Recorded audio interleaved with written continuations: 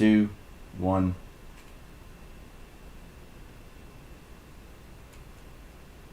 Going live, and we are live from the IMRC at Daytona. Brought to you by Jones Barbecue and Foot Massage. That is the best start to a stream ever. Only at IMRC, folks. It's a little running joke. But, welcome to the championship... Well, no, not the championship race. The final regular season race of the season. 3 playoff spots still up for grabs. 7 have already been decided. That was someone flying through pit road there. Everyone is having fun out here. But, yeah, IMRC at Daytona. Almost 30 car field. This is going to be crazy.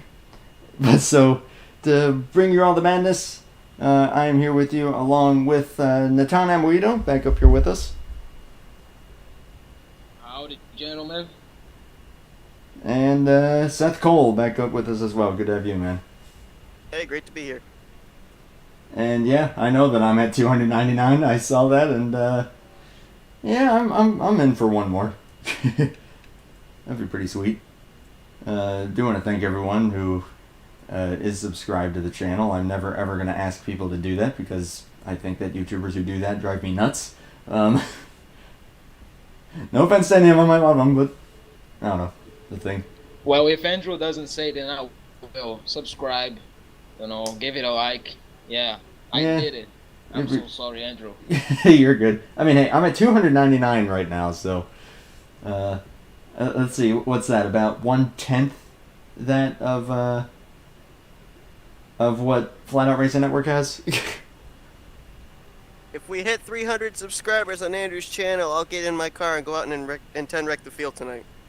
Oh boy, that's a good idea. Yeah, I'll create. Don't tempt velocity. Make a fake account, Natan. Go for it. I know, Isaac. Yes, he will do that. How many do you need? How many? Just do you one. Need? Just tell me right now. Just one. Just one. Okay. Oh okay, gosh. Hold Well, up. we're as you can tell, we're gonna have some fun tonight. Get out of the server, but I wish. Yeah, but you know who's not gonna have fun tonight? That's these drivers, cause they're running speedway physics here tonight. Single car speed 207 miles per hour and nearly 225 in the draft. And oh yeah, by the way, there's playoff spots on the line. So yeah, they're running moderate damage here tonight. That means nothing. You might as well be running realistic damage. The speeds they're carrying, the hits they're going to be taking, it might as well be realistic damage because you hit something, your night is over. Oh my gosh, yeah, you hit a moth at that speed, you're done. So, but hey, there is a really real battle going on here. Of course, we're all here having fun, which is always the point. But there's a lot of these drivers as well that are going to be trying to make it to the postseason. We've got 7 drivers who are already clinched, but there's a number of them who are trying to join them. Seems to be having fun right now. The 18 as well. Look at that. Yeah, that's very. Where are we at here? That's a sweet scene. Oh right my! There. The tank car. Look at that. Is that what we call a standing start? That is caution. I have a spectator climbing the fence. Yeah, a couple. You got 3 spectators climbing the fence there. Security. Except this is kind of interesting because they're trying to get out. Normally they try to climb the fence to get in. Security's not doing their job. No, they're not. We will go down the starting order here really quickly. It was only 1 lap of qualifying for these guys, but Alexander Gonzalez came out on top. He has a bit of a cushion as far as making it into the playoffs, but not safe. But he will start on pole. 25 points. Yeah, 25 points. Got the line right now. Yeah, that's a very safe position to be honest. Yeah, you just got to finish in the top 20 and the 63's locked in. Yeah, that'll do just fine for him. So, but still has to be careful because like Seth was saying, who knows what's going to happen here. Chris Emery is outside on the front row. Cole Baker, Natan's bias driver right there. In third, Dylan Poteet in his return. I don't think he's run any races since the first race at Talladega. So good to see Poteet back out here. Yeah, 3rd start of the season, I believe, for Dylan Poteet. Oh, he did make one other start. Oh, I think he ran Brazil, didn't he? He did. He ran Rio. Yep. Okay, that's right. So he'll be starting 4th. Good to see him back. Liam Tingley and Shane Sides 5th and 6th. Shane also with a bit of a cushion coming into this race. I think 20 points, right? Yep, so for Shane, we're basically looking at a top 15. If he leads a lap, then obviously that'll make it a little bit easier for him, but top 15 is all Shane's got to do to be able to point his way in at this point in time. Tyler Mallon starting in 7th, locked in. Michael Norman also making a rare start here. Good to see him out here. Jerome Lewis in 9th. I know for sure this is his first start since Talladega. Probably not, but let's go with it. And Dunn LaPrade, another driver who is currently locked in. Actually, come to think of it, that's only 2 drivers starting in the top 10 that are locked in. Like properly locked in. Well, when you consider that the other drivers that are locked in, only 2 of them are taking the green flag. Austin Ogo and Dejan Weeks, and Natan's up here in the booth. Roger Ray's not here tonight. Neither is Dylan Schwallenberg. That is very true. But hey, another win will help them make it to the Final Four, so there is definitely incentive for those guys to win. We have kicked it to the race session. I'll go down quickly here. Noah Hart starting in 11th. Not eligible. Camilo Gonzalez, if he wins, he will get in. Dejan Weeks, of course, locked in on points. Blake Warren and Jovan Anderson. Anderson also looking to lock his way in. First start of the season for Pedro Lucas. Jerry Cook, who is on the bubble right now, 5 points ahead of the 48. Spencer Gilmore, Joey Murphy, Felipe Teixeira, Chris Witz, Matthew Rodriguez, Tristan Allen, Austin Ogo, Jeff Dixon, Henry Nova, Cody Llamas, and Robbie Gilvin. Holy moly. As you went down there through that list, if you go from about 15th place on down, most of those were drivers that did not realize that it was just the 1 lap of qualifying. They actually were using the first lap to be able to run the top side, get ready for a money lap, expecting a second lap to be able to be utilized. Crossed the start-finish line and realized, oh yeah, that was their lap time. So a number of them decided to just disqualify themselves and start towards the rear of the field. That might be the safer play. I mean, this is 60 laps. Pit window is about 18 to 19, maybe 20 if you can stretch it. So if this goes green, strategy is going to be a big, big factor in this. And that is actually a good question for Seth. Is it possible to mod the walls so that if anyone noses into it, the cars pop out and get slingshotted into oblivion? It is very possible. As a matter of fact, we ended up having a wreck with Shane Sides in practice over in turn 4 where he got stuck in the wall. And I can tell you from personal experience, I ended up spinning into the infield, car snapped back to the right. As soon as I hit that double yellow line back onto the racing surface, the tires left the ground. So there are angles that you can slide and hit this track where you will go airborne just based on the speeds that they're going to be carrying here tonight. There we go, guys. Yeah, this is going to be a great race here. The regular season finale, 63 and 52 on the front row. Who will make it to the postseason? We will find out right now.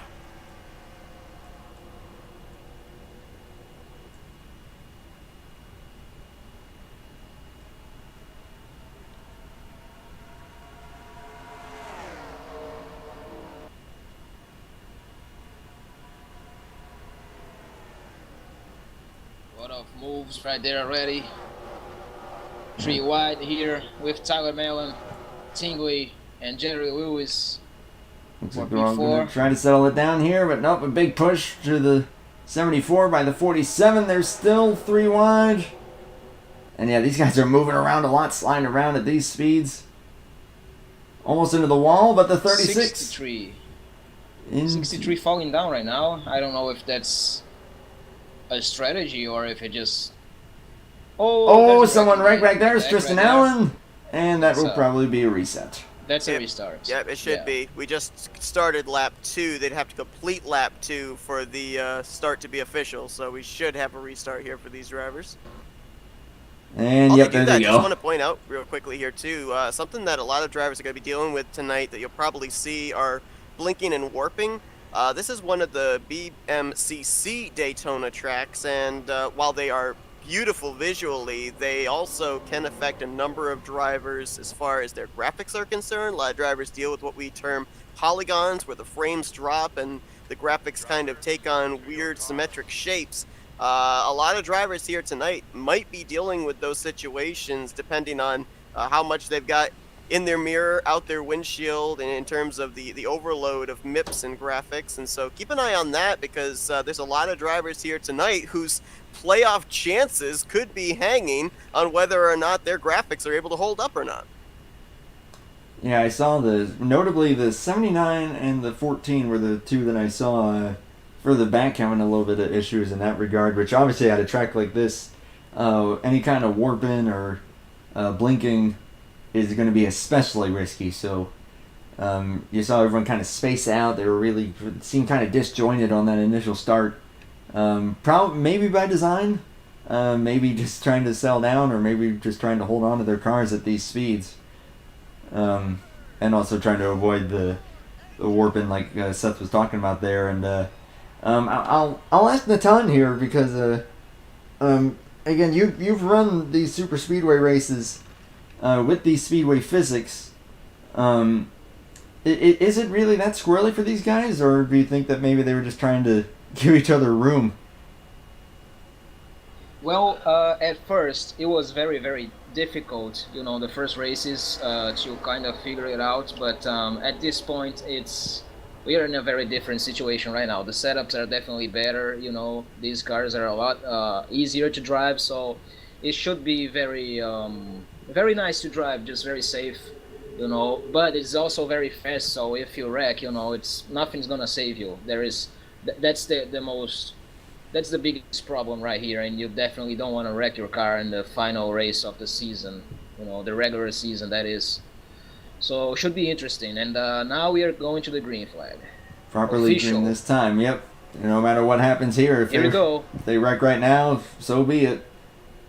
A little more even on that start this time around, side by side. And a little bit of jockeying further back. But side by side throughout the top 10 at the moment. The inside should prevail for now, but that's also going to be a matter of seeing when the outside line is going to form up. It's already forming. The 36 almost got into the 52 right there. That was close. Tried filling that gap between the 52 and the 17. Did a good job of it. I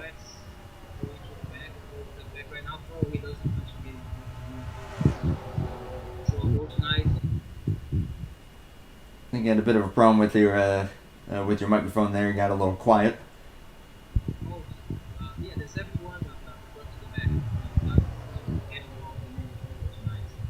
Yeah, Chris Witt's playing the strategy, and oh my gosh, they're wrecking up front! Over goes the 36. The 74, 22. Two cars involved. Spinning is Chris Wetz. Oh, and a hit from Lucas in the 23. Another car hit. That was Wetz in the 71. He got the 36 on the apron. And I believe the 63, his game either alt-tabbed or crashed, because when he was spinning down towards the inside wall, his car just disappeared from out of nowhere. Oh, man. Golly, that talk really about playoff implications. Man. Man, oh man, that's unfortunate. That's rough. So from second place, Cole Baker, summon for our own Natan Amoito here. And Cody, it looks like he just got loose coming off the tri-oval and bounced off of the 52. That's the area where it's going to happen too. That's where the car gets its lightest, is through the tri-oval. I don't know if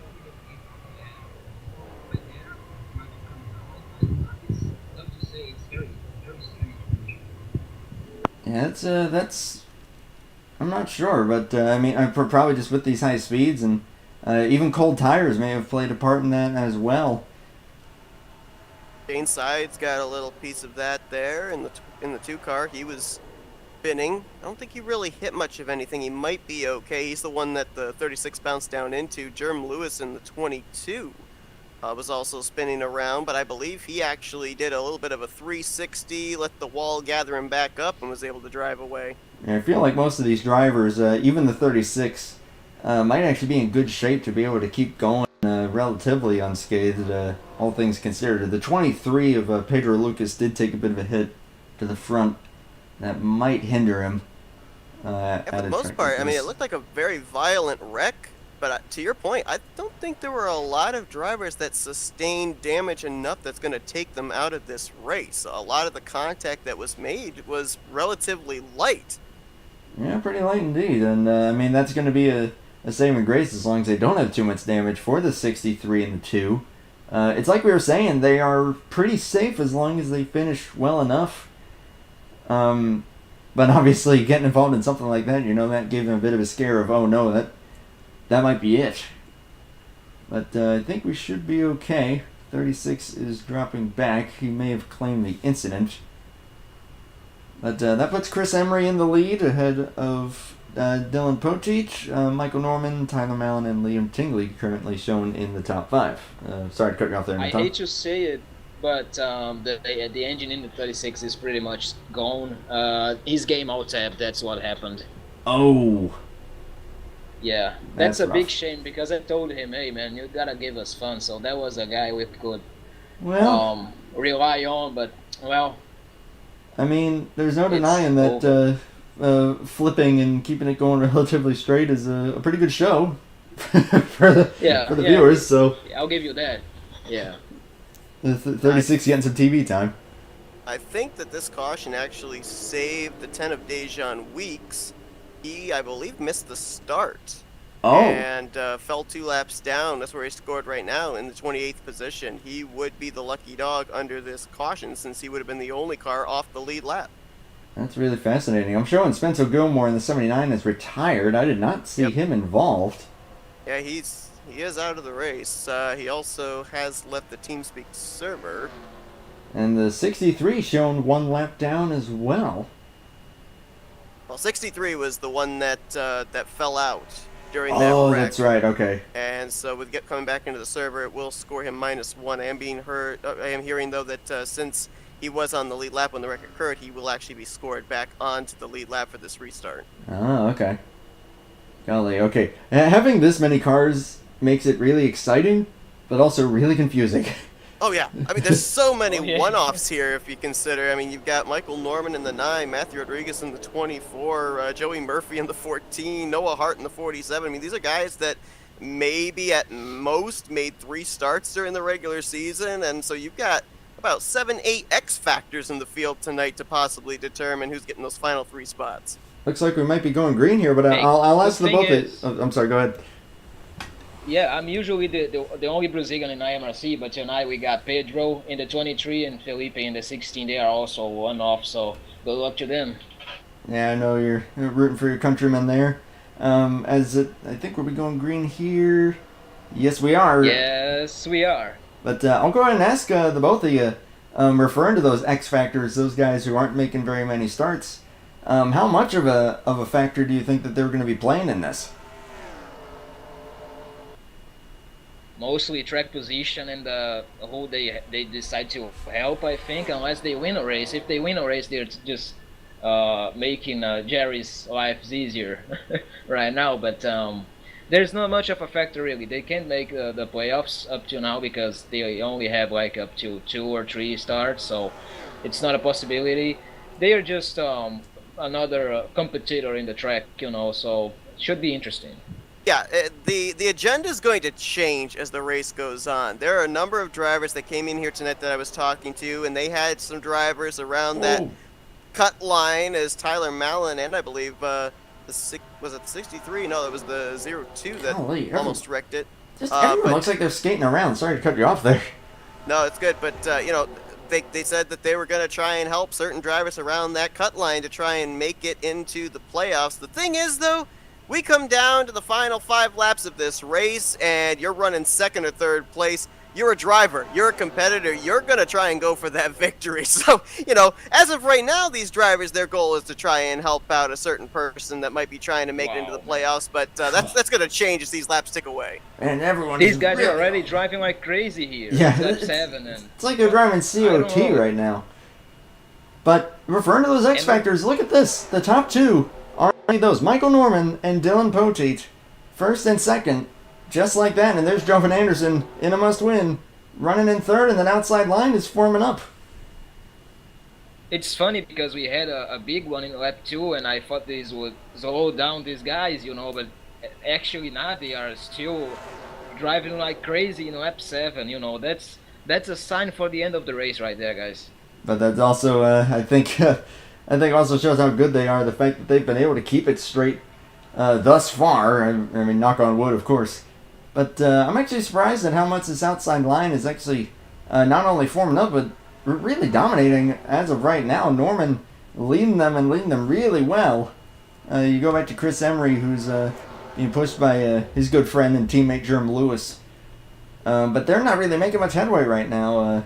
I'm actually kind of surprised to see that. No, that outside line is Yeah. going to be the preferred line here tonight for two reasons. Number one, with the speeds that they're carrying, you're able to continue to carry that momentum the longer way around the racetrack. It doesn't scrub off as much speed as if you were running down there on the bottom. The second reason is you're talking about these drivers kind of getting loose, not only through the tri-oval, but over into the entry of the corner. Because this is Cup physics as opposed to the CTS physics that IMRC ran last season at the super speedways, the chassis was set to 2, which is speedway physics. And so therefore these cars are going to handle a little bit more like a speedway car would going into these corners, where you want the back end to step out just the least little bit. So that's something these drivers are going to have to deal with, at least on the cold tires. As they warm up, you might not have that loose sensation nearly as much, but they are going to have to deal with that loose sensation in like the early laps of restarts. And here comes Hart with Tyler Mellon in the inside, trying to go for a run right there. That's a very, very, very good try. And a pretty good They're run coming. indeed. Malin, knowing how aggressive they are at pushing, as saved by Liam Tingley, they're hitting the apron, keeping it going straight, good job. But knowing how aggressive Tyler is, I think that's going to be a force to be reckoned with right there. If that 18 is pushing you, and right now Noah Hart is feeling that. Golly, I keep thinking I'm seeing people Man. hitting the wall. I think someone This is else. impressive. I think someone else fell out of the server. It looks like it may have been Joey Murphy. And It is you would be impressive correct. how hard they're racing. Yeah, So really. so early. Look at that. Think it is, too. They're really pushing. They're really it's- pushing. It feels like it's 10 to go. Well, that's the thing. They're able to do that because of the speedway physics. With the speedway physics, it allows you to actually generate a run and be able to keep that momentum up. Now, what Tyler Mallon has been doing here on the back stretch. Oh, my God, crash! Poteet! Poteet, Anderson, Blake Warren. There's Jeff Dixon. Blake Warren, yeah. Jovin Anderson, that's a shame right now. That is a shame right there. He needs to win the race, and that's damage for him. And he's stuck. If he can get it going, there he goes. Dylan Poteet still facing the wrong way up against the outside wall in the back straightaway. Had to wait till the whole field went by before he could get his car turned around. And this just looks like I don't even know if this was a bad bump gone wrong. It was almost like Poteet went a little too high into turn 1 and then tried to tuck back down in line behind the 9 and in front of the 88. 88 had a push from behind from Dunlaprad. I'm trying to Another get the car wheel who's here. involved and needs to win the race is Henry Nova. He was involved as well. That's Oh yeah, there he goes, 37. Right He actually did a good job of Lap keeping 11, it straight. guys. But yeah, that's just kind of how it goes in this type of racing when you're that fast. And Poteet just got a little bit high, tried to come down, and with just how bunched up they were, Anderson really couldn't do much. I saw Dejan Weiss coming out of the pits there. Something may have happened with the 10. I wasn't sure if it was the he's 14 or lucky. the 10 who I saw, but And Oh, might man. have fallen out again as well, because he's currently scored -2. He got one of those laps back under the first caution, and it looks like he's lost another one. So I think that he, as well as the 14 of Joey Murphy that you touched on, I think they both fell out of the server during that green flag run. I'm gonna take one more look at it here. I think Chris Wetz did a pretty good job of avoiding this one, as did a number of others. Yeah, there you see it. He's hard on the brakes. Yeah, great job by everyone behind that. 21, 48, 71. And that keeps Chris Wett's playoff hopes alive and well at the moment. Cut back to the live shot. Of course, this will these cautions pretty much help and allow or make it so that fuel won't be too much of a concern now. It was pretty iffy making it on 2 stops prior to this, but now I think they should be all good to make it. And a lot of damage on If we don't Poteet. get overtime. If we don't get overtime, that is a very good point. Chris Emery still up front with Jerome Lewis now second. Austin Ogo looks like he'll be third. The scoring's a little off there because I think they all pitted. Michael Norman and Noah Hart will be 4th and 5th. Alexander Gonzalez 6th. Dun LaPrade. Tyler Mallon, Robbie Gilvin in his bid to maybe try to make it into the postseason. currently 9th, and Liam Tingley 10th. But Gilvin coming back down pit road. And a few others maybe looking to top off, maybe go a little bit longer on fuel. 17 of Poteet back down, getting more damage repair done to his Menards Ford. And there were a number of guys looking to maybe try to get something out of that. I think that Henry Nova's going to be okay. It looked like just some side damage for him. Not seeing anyone else who has retired as of yet. Jeff Dixon looks like he's going to be able to keep going just fine. And there's Jovan Anderson on pit road. His car doesn't look too bad.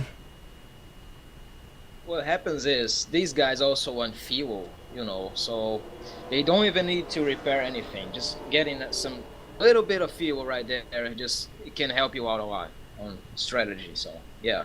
Yeah, I was gonna ask you, Natan, if you have that extra little bit of fuel, would that obviously that would allow you to go longer. So with this type of racing, would you want to probably stretch it a little bit longer and hope that you get a few more that can stretch it with you, or just go ahead and pit with everybody else so that you stay in the big pack?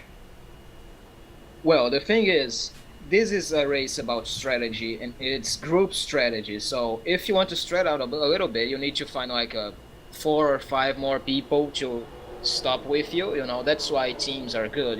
This is a team race. If you're going with a strategy like that, you need people to go with you to the pits so you don't lose the draft. So it's pretty much it. Going by yourself to the pits is a total no. Yeah. You can't do that here. So I would say if you want to stretch it out, find the people to do it and go for it. Well, right now we got a pair of teammates up here on the front row, Chris Emery and Jerome Lewis. They will be coming to the green flag here once again, and off we go. A little bit of a slow start there from the 22, perhaps by design to let his teammate in line. Exactly what happened right there. The Joey Logano, ironic, the 22 is part of it, but the Joey Logano termed okie dokie. Yeah, that was Oh, got a car on the wall back there. Ooh, someone's spinning, and it's the 36, 17 around again. And there was contact there, so caution will fly again. Robbie Jackson as well, spinning out right there. Robbie Gilman, the 69, may have gotten a little more damage there. You got another... Oh, it was Blake Warren. Blake Warren lost his car and got into the 36. That's what happened. That was a big crash right there. That's not a good night for my car. Thankfully, I'm not the one who's there. There's gonna be a bit of a repair bill after that one, huh? Natan's gonna have to break out the checkbook. Oh man, yeah, he got loose there. Hey, Nesquik, you gotta pay for it. I don't know how Nesquik's gonna feel about that. Pretty good spin and go there from the 17. A lot of chocolate milk to pay for that car. Oh man. Dylan can catch a break tonight. He's probably very happy because he doesn't need to win, because otherwise, right now he would be pissed off. Yeah, I'm honestly surprised that we haven't seen him more this season, because last year, I'm sure y'all remember last season, made it to the Final Four, had a really competitive car, and under caution, blew up. And that cost him a shot at the championship. That was rough. The 36, unfortunately, looks like he is done for the day.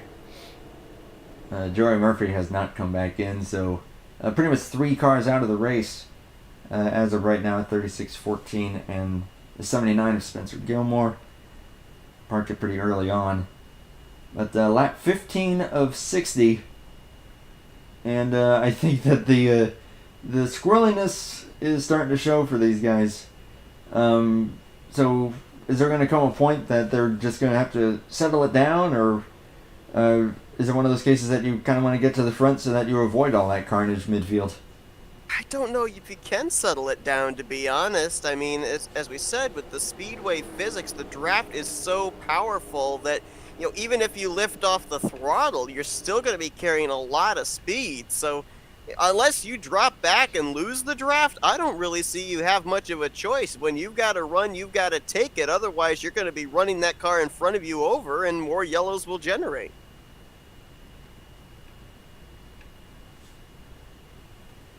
Yeah, that's Unfortunately, just kind of a symptom of, well, it is Daytona. That's kind of how the game goes. We're going to have 45 laps to go here at the stripe. Still remain under caution for the time being. I guess I will go ahead and take an opportunity. I mean, we're on the 10th race of the season. We have a 5-race playoff coming up here. I'll take this opportunity to really go in depth about how the playoffs will work for this league. I've always said throughout the season that it's kind of a combination of the old chase and the playoffs kind of combined into one. What I mean by that is all the drivers, the top 10 in points, will be battling it out for those 5 races. For each win that one of those drivers has, it will be 10 additional points that they will start with for that 5-race stretch. And then the top 4 in the points, unless you win, in which case then you'll lock yourself into the final race. But the top 4 will lock themselves in and battle it out at Homestead. Although I just realized a conundrum in that. What if 5 different drivers win in that stretch who are in the playoffs? Would either of you be able to shed some light on that? That's a good question. I'm asking myself that as well. What I know is if you're a playoff driver, you definitely want to win a race in the playoffs. That's the only way to get in there, because I'm pretty sure 5, no, actually not 5, but at least like 3 drivers will win a race in the playoffs. So going for the last playoff spot by points with more 6 fantastic drivers, that's not a situation you want to be in. So, well, you want to be in the final 4? Good luck. And that goes for me too. Well, yeah, best of luck to you, and best of luck to everybody. It's going to be real competitive. Going green here. It's a lot of fun to watch. Going green this time. Chris Emery, the control car once again. We'll see if the okie dokie occurs this time. And, yep, Emery able to get down just barely. Look at this. Noah Hart was ready for it. He was all over the back bumper of Michael Norman, giving him a nice shove through 1 and 2. And I think that the 7 of Ogo was trying his best to push the 22 so that didn't happen. But now going down the back straightaway here, that is going to give a great run to Norman. And you see the shove that the 47 is even getting. That is a great chain bump right there, and that's going to push Norman up side by side with the 52, who has a bit of a gap between him and Jerome Lewis. No love for the Fords. Lewis and Emery, they're going to the back because everyone's migrated to the top side. Yep, top that's side a tough coming spot up. right there. Chevy, Toyota, Ford now up here in the top 3, all on the outside line. Oh, well, not much longer. Oh, boy. Really close to the wall right there. Noah Hart wants it for himself. Ogo went with him.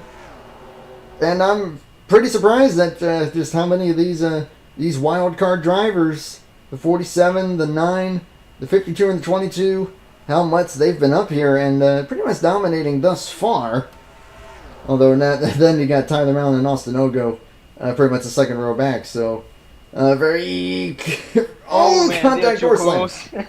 Oh man, well, we had 2 big ones and they didn't slow down at any bit. This is a crazy. Boy. This is even more crazy than I thought it would be.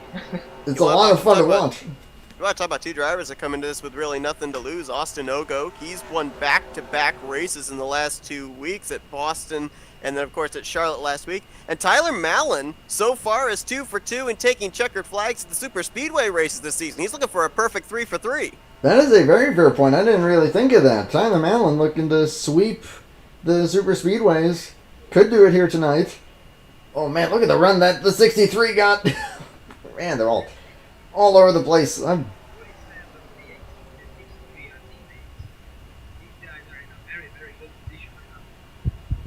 a good position indeed, but there goes Mallon.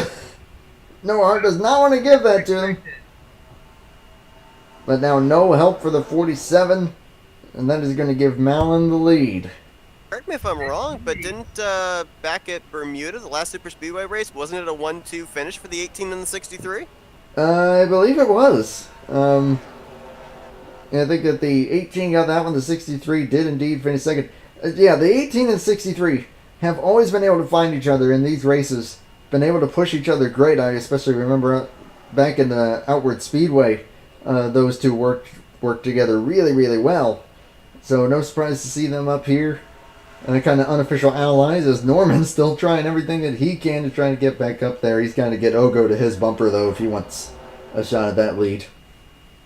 Guys, do we really need to talk about Bermuda? That is a very fair point. Well, hey, you got your win eventually, so at least there was that, I guess. The next week, I think. No, it was 2 weeks after that, but that one hurt. That one hurts. Oh boy. Man, they are just slipping, sliding all over the place, but keeping it straight. Whoa! Teixeira for the back. Oh boy, Teixeira, yeah. Keeps it straight. That's going to cost him the draft, but holy crap! What a save by the 16. Now let's not forget that we're basically at this point in time, if there's no new winner that has to win their way into the playoffs, we're watching the points battle between Jerry Cook and Cody Llamas. Now, Jerry Cook right now is in this lead draft. He's currently unofficially scored in the 14th position. Cody Llamas, who came into this -5 outside of that cut line, he's kind of taken on the Joe Gibbs racing strategy, if you will, kind of running out of trouble outside of this lead pack. Right now, he is in the 20th position, and I believe he's back in a group of 3 there. So Cody Llamas right now is of the strategy, let them wreck up here and then make a charge late. Pretty fair strategy, I would say, right now, running with Tristan Allen and Robbie Gilvin. Has that big pack in front of him. He's staring it down, going, oh boy, I don't like what I see up there. Or maybe he does want to get up there, but I almost wonder if that would not be the best play. And just like you said, try to let these guys run it out, and they'll try to get up to Jerry Cook then, who's currently that we got a slow car they're closing up on, by the way. Chris Wetson, the 71. I hesitate to wonder what's going to happen here with the closing rate of the speed that they're carrying as opposed to that single car. Well, as long as he's able to get through this corner, he can drop to the apron and get out of the way. And yeah, he's slowing up. One thing to mention is the 71 needed to win, and he was one of the final 4 guys last season. He's now four laps back, and now he will be 5 laps back, I believe. That's a shame for him. Yeah, that's rough. His season is over right there. It's pretty much it. Yeah, it's probably gonna.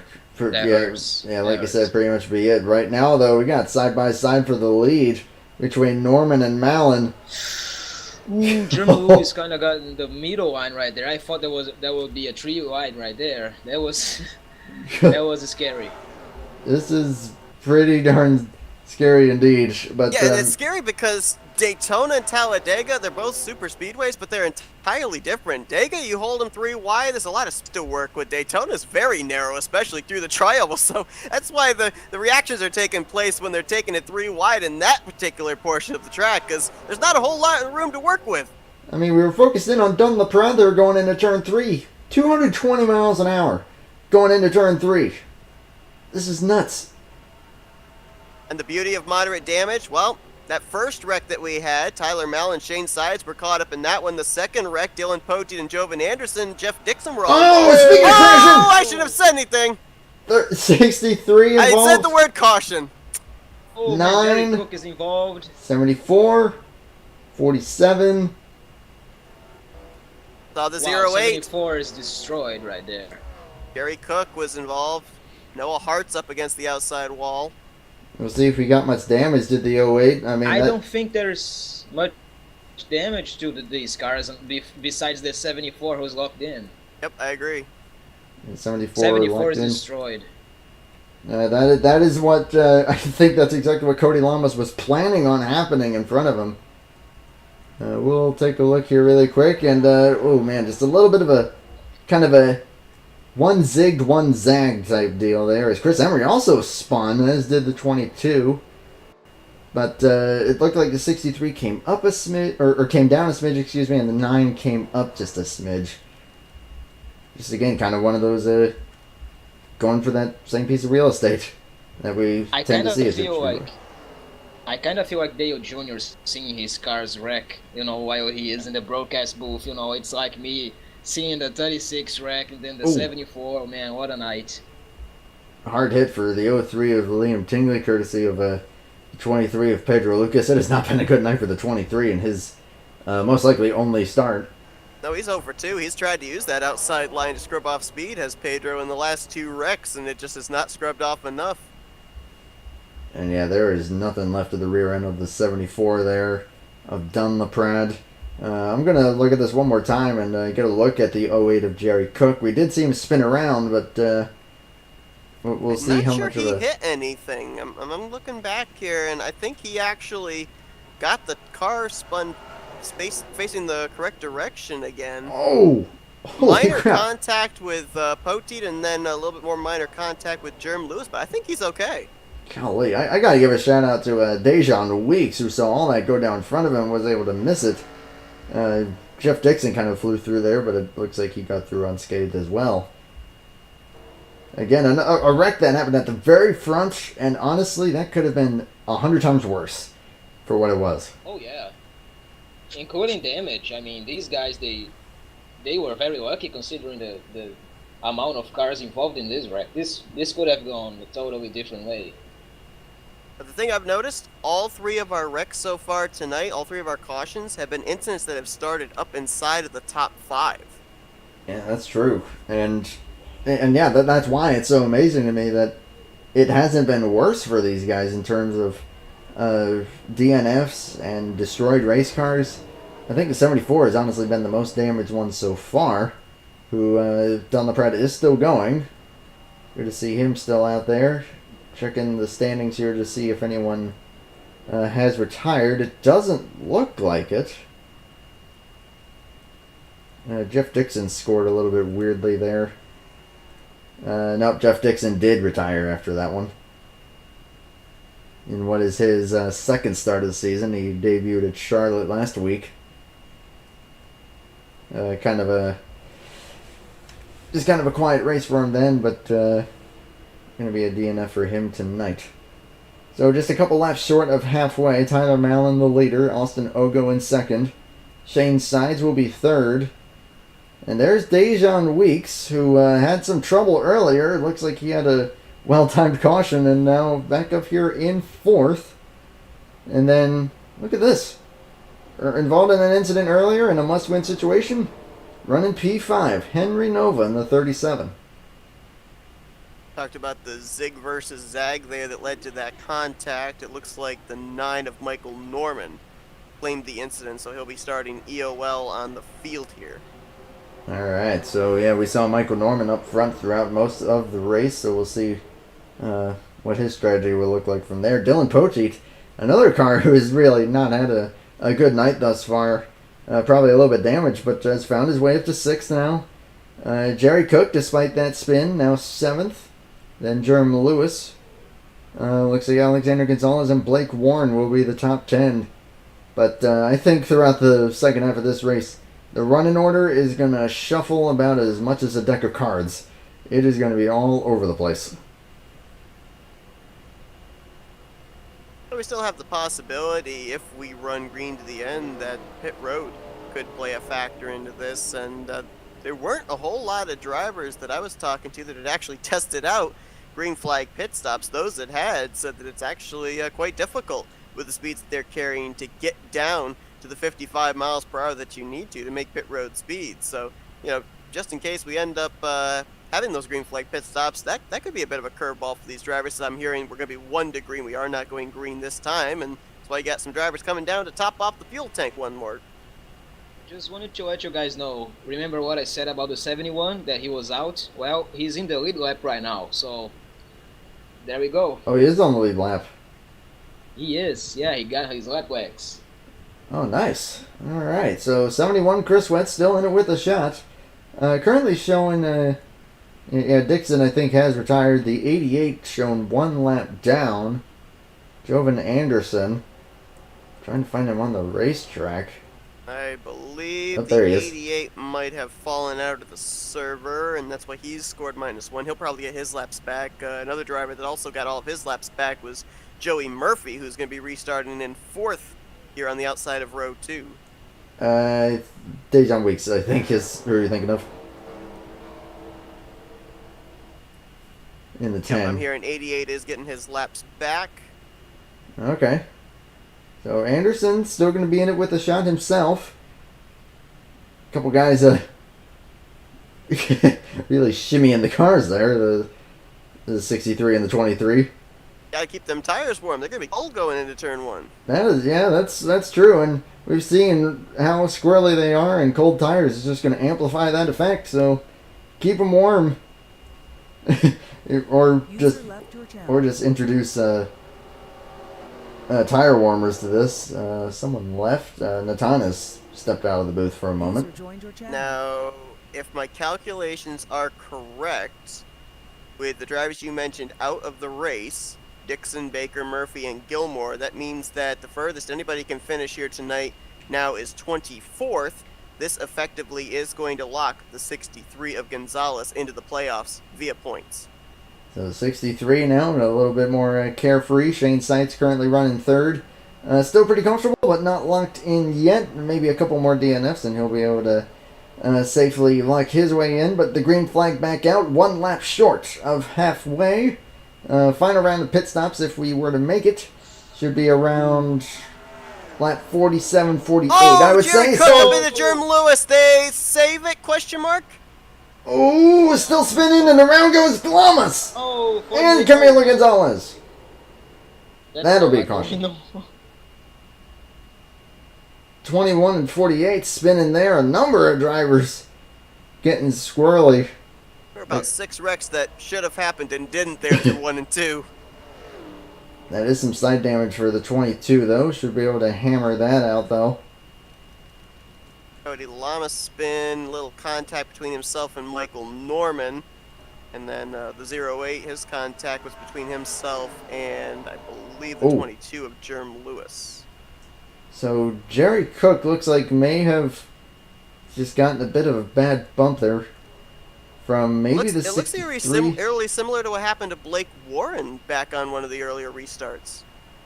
Yeah, that's true, and yeah, you're absolutely right. There should have been that probably should have been way worse than it was, but it wasn't, which is pretty darn impressive. But in the checkup, 48, just a little tap from the 9. Gonna end up going around, and the 21 also got tapped. That's what sent him around. And that's what results in this caution here that will take us into the second half of the race.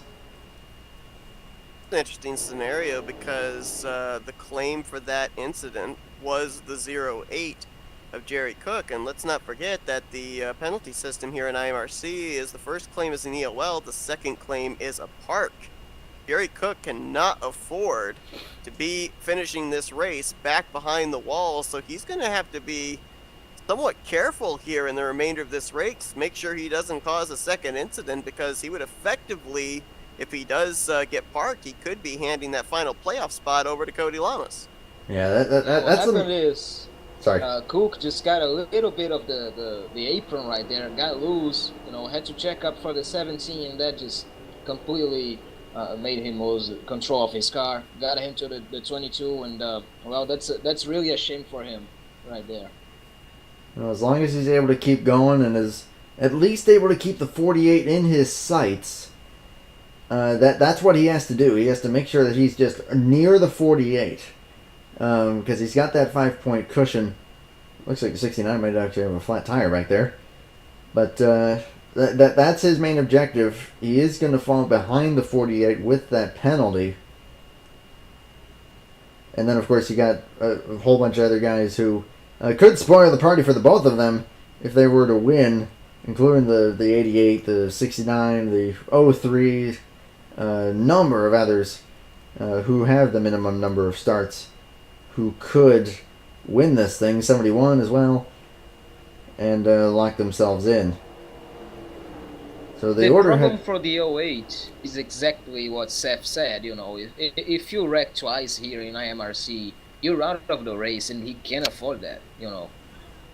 and that doesn't even not even considering that somebody who's in a must-win situation wins the race and takes him out of that last spot.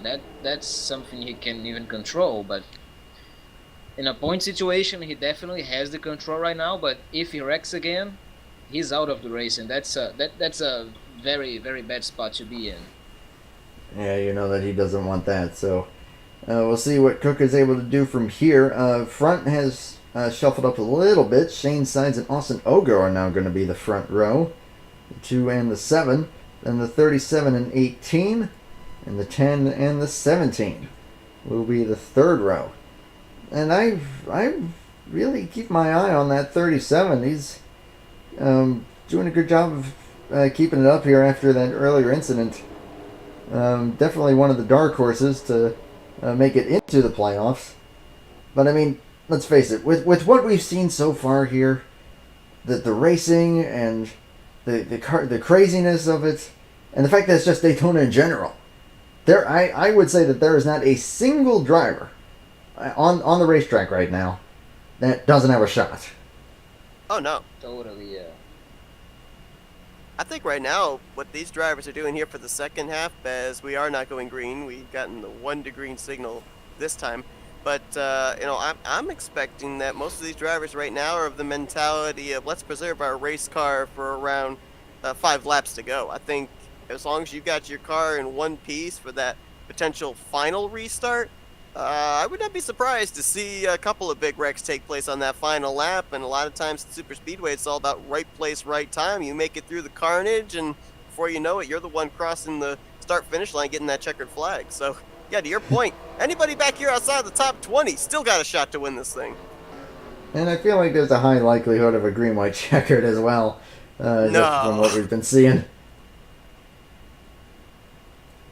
I was actually looking back real quickly over the last 2 super speedways, the statistics between the 48 and the 08, and right now the advantage in terms of super speedway finishes does go to Cody Llamas. Back in the season opener at Talladega, Cody finished 3rd and Cook finished 16th. Cody was not in the race at Bermuda where Cook finished 9th, so we can't really make a comparison there. So we're just going off of the one super speedway race. Both these drivers are in advantage right now to the 48, but we really haven't seen what the 48's got right now. He obviously got spun in that last incident, but he hasn't made his way up here, even really into the top 15, the entirety of this race. And right now, those two are nose to tail pretty much. Only one spot separating them. So, as it stands, at least in the battle between those two, that would still put Cook ahead of the 48 just enough that he would be able to beat out the 48 for that spot. Assuming, of course, that no one does anything else behind him. Because I think that Robbie Gilvin, I think it was the 69, who's like 11 out or something like that. Yeah, he is. He's 8 points behind. 11 is Chris Wetz. Okay. So technically, Chris Wentz or Robbie Gilvin, if things really go their way, they could point their way in. Totally, yeah. Which anything is possible. We're going green right now. Green flag back out. Ogo with the jump on the high side. A lot of the leaders have been choosing the outside line so far. And I think that the 7 wanted that push from the 18. Whoa! 18 not wanting anything of it, though. Tyler Mallon took me by surprise, shifting from top to bottom in front of Henry Nova. That's going to put him behind Shane's sides at the moment. So now the inside line is going to be the line to form up. At least for now. If Shane can lead this lap, that's going to be huge, because that would mean that Shane would only have to be up inside the top 19 to advance into the playoffs via points. And Mallon trying not to let that happen. Oh boy. Gonna be close. I think Sides let it. Oh, if Mallon doesn't wreck. Oh, he's still on the throttle. This is gonna be bad. Oh boy. Oh, that was really sketchy. Tyler is just... He is not... Oh, and he gets into Henry Nova and they go into the catch fence. Oh, that's a shame for the 37. He's in a must-win situation. Well, he was. It was. Such a great race for the 37, and that's heartbreaking. Austin Ogo won't win 3 in a row. Yeah, he's out. And Nova not really going to be going anywhere. I jinxed the heck out of him, that's for sure. Well, I'm going to be honest. I'm not really certain what the 18 had happened there. I know he got loose through the tri-oval, but Yeah. man, it's tough there because he made the choice to go down there. The 37 really didn't have to let him up, and he did. And then Tyler got loose through the center of 1 and 2, clips the 37 of Nova, who kind of was the gentleman and let him back up on the racetrack and found himself up in the catch fence for his troubles. Yeah, that's... There could have been a little more give and take there, but it's like you said, though, with the runs that you get with these physics, it's almost hard to do. Because if you lift, I mean, you're... Oh my gosh, even Cody Llamas actually getting a little bit of airtime.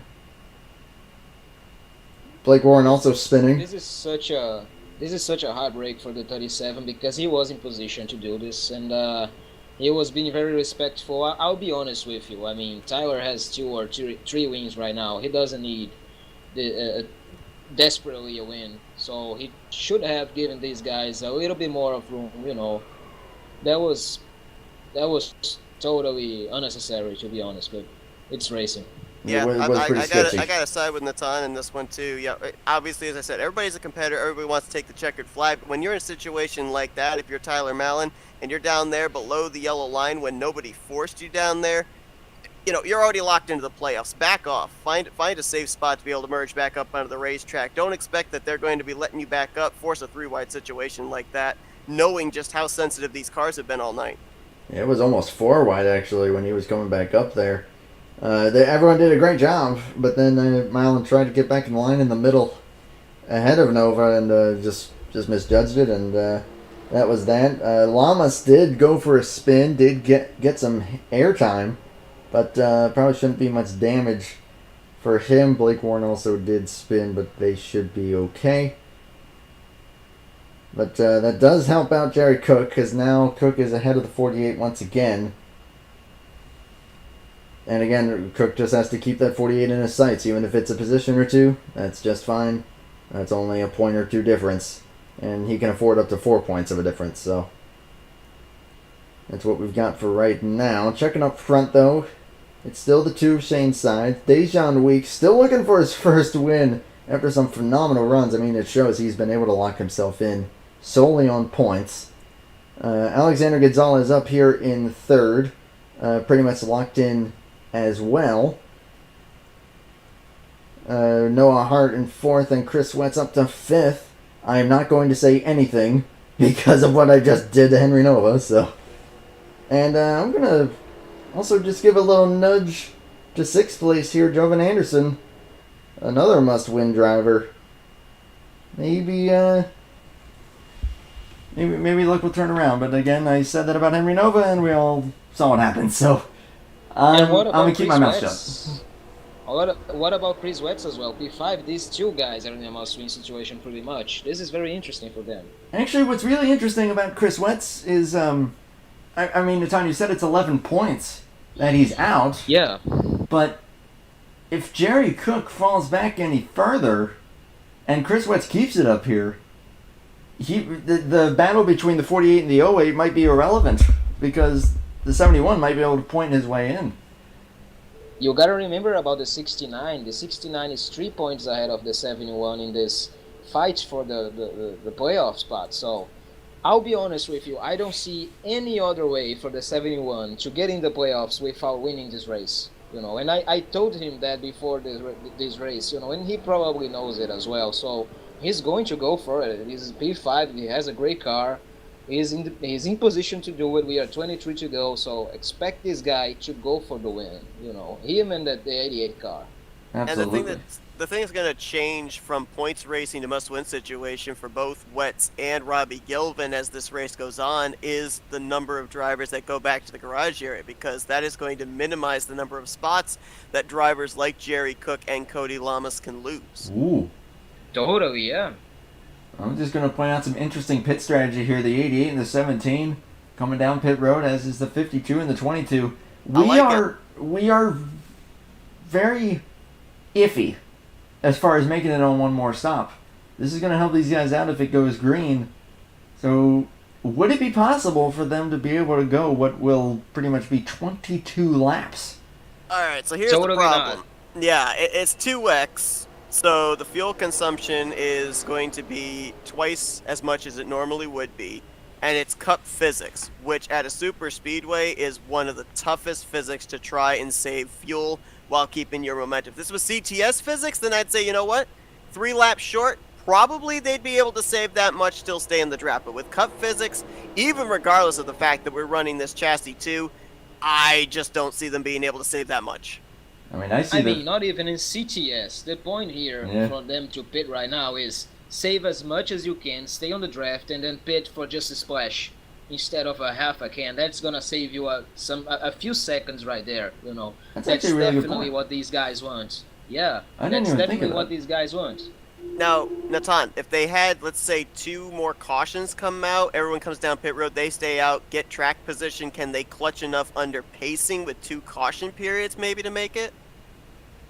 I'll be honest with you. You gotta be safe for the green-white checker and good point. The overtimes. Good point. So you don't want to stay on the track on a caution. I know sometimes we want to do it, but it's not a good idea. You need to be safe for the end of the race, because if a caution comes out with 2 to go and you know you're out of fuel, that's gonna hurt. So that's a no for me right there.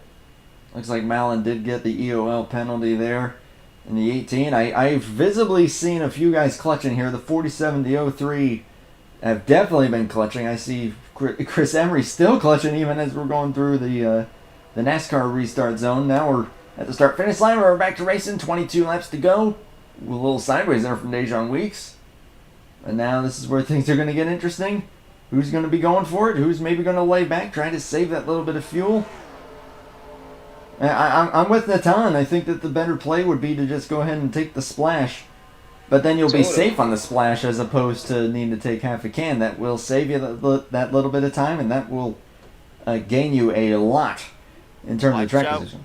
Watch out for the 8 there of Blake Warren or the 52 of Chris Emery, because they've got a lot of momentum here since there was a big gap between the top 6 and then 7th place on back. Dylan Poteet actually has got a big push there as well. So with these speedway type physics, there's going to be a lot of runs generated here. A lot of runs, no doubt about it. Shout out to Pedro Lucas, who's back here in the draft, has had a pretty abysmal race, has been involved in most of the incidents, but still running strong. Right now just outside the top 10 by the looks of it. Field migrating to the high side for right now. And I'm checking on through the field to see how everyone's doing. Robbie Gilvin and Don LaPrade currently at the back of the pack. No one's really lost the draft too much. Teixeira and Rodriguez are barely hanging on to each other right now.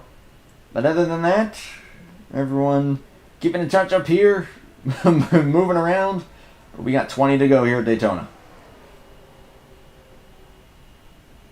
Big moment right there for Blake Warren as he got loose in the tri-oval. I thought he would wreck his car, but he kept going. Nice job for him. Yeah, he's had some pretty amazing saves at the super speedways. Was in the middle of a 3 wide, got really sideways at Talladega, was able to keep it straight. Everyone got through it.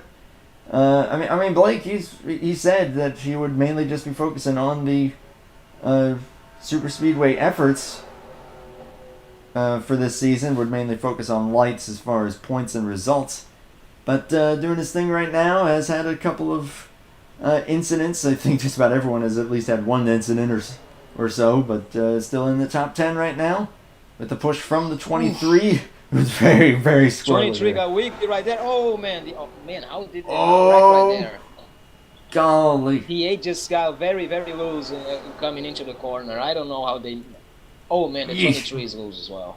Really loose. But hey, everyone's going up to that high side now. There's Wetz. Poteet trying to come back down. There's Michael Norman still quietly running well. And Henry over in the chat. Yeah, sorry, man. Sorry that ended that way, but hope to see you in a few races throughout the chase. And to quote, Henry Nova literally just typed in chat, "I died." I think that's pretty accurate. I jinxed you. I'm Yeah, sorry. I'm so sorry for you, Henry. I'm so sorry for you, man. That was painful. I jinxed the heck out of you. I'll be honest. So, the high side up here has pretty much formed up. So, is that because everyone is just trying to not wreck, or do you think they are trying to save that little bit of fueling? Even those that didn't stop, maybe trying to get down into that window where they can take just a splash. Doesn't seem like it, to be Yeah. honest. They are just trying to save their cars right now. Get to the end of the race. But I don't know if that's a very... Oh, Malin around! There's a wreck right there. Tyler Malin. Jerome I think Lewis. it's 22, yeah. Hitting the inside wall. Think that will be a caution? Caution is I was indeed gonna out. say, we are very close to 15 to go. This is time for you to make a move and get to the front. So, Well, now this You know. also makes it so that everyone is absolutely going to be good on fuel to the end if they pit now, and probably even Yeah. good for at least one green-white checkered.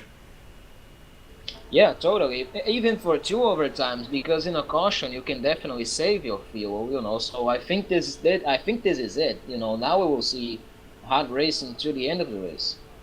Boy, that's kind of tough to call exactly what happened to bring out the yellow. So it kind of a weird circumstance. Jerome Lewis trying to come up in line, get a little bit of draft, and it's almost like the 18 kind of either came down a bit or got hit by the 08. I don't know. It's kind of hard to They tell. were too close. Yeah, from the They were too camera. close right there. Yeah, the camera angle that I saw, it just kind of looks like the 22 may have pushed up a little too much. Got into the left rear quarter Yeah. panel of Tyler Malin. Now on that flip side, it was Whoa. actually Jerome Lewis who initiated the contact that actually got the worst end of that. He took a pretty good shot with the right rear and right side of his race car into the inside safer barrier. Tyler Malin just spun and didn't hit anything. Yeah, Malin should be A-okay. A great save by Jerry Cook. Actually got pretty sideways, but kept it going. And Considering this is a moderate damage race, the 22 should be good. yeah, probably so. He didn't hit it too hard. It might hurt him a little bit. Tristan Allen with probably the most unique pit exit I've ever seen. Yeah, there's a few drivers that I haven't really mentioned very much. Tristan being one of them. Definitely got his TV time there. All right, so Natan, here's the thing. You know, we were kind of wondering about those drivers that came down pit road. We were speculating and everything. This might have actually been the end result for them because with this caution coming out, they were able to come down, take on less fuel, shorter pit stop, and now that's translated to track position for them as opposed to those drivers that stayed out. They had to spend a little bit extra more time on pit road and lost some positions. Remember about safety in the end of the race. And look, I think there will be contacts in this race before it's over. So these guys, I think they made the right call. You know, they have fuel to the end of the race, maybe even for the overtime, I believe. And honestly, they have 15 laps to make a move. So I think it was the right call. Yeah, I would. I don't know. I think that could go just about any way because, I mean, even if you're further back, you're still going to be maybe able to avoid the next big one, which I'm sure it's looming. I mean, you could say that we've had big ones, but I would call them more like medium ones. None of them have been that terrible, all things considered. Yeah. But yeah, we got Chris Emery up here at the front now with Dylan Poteet second. Must win Jovan Anderson now third. Michael Norman in fourth. We know that he's got a great car. And Pedro Lucas up to fifth. That's a heck of a story right there. Shane Side's going to be sixth.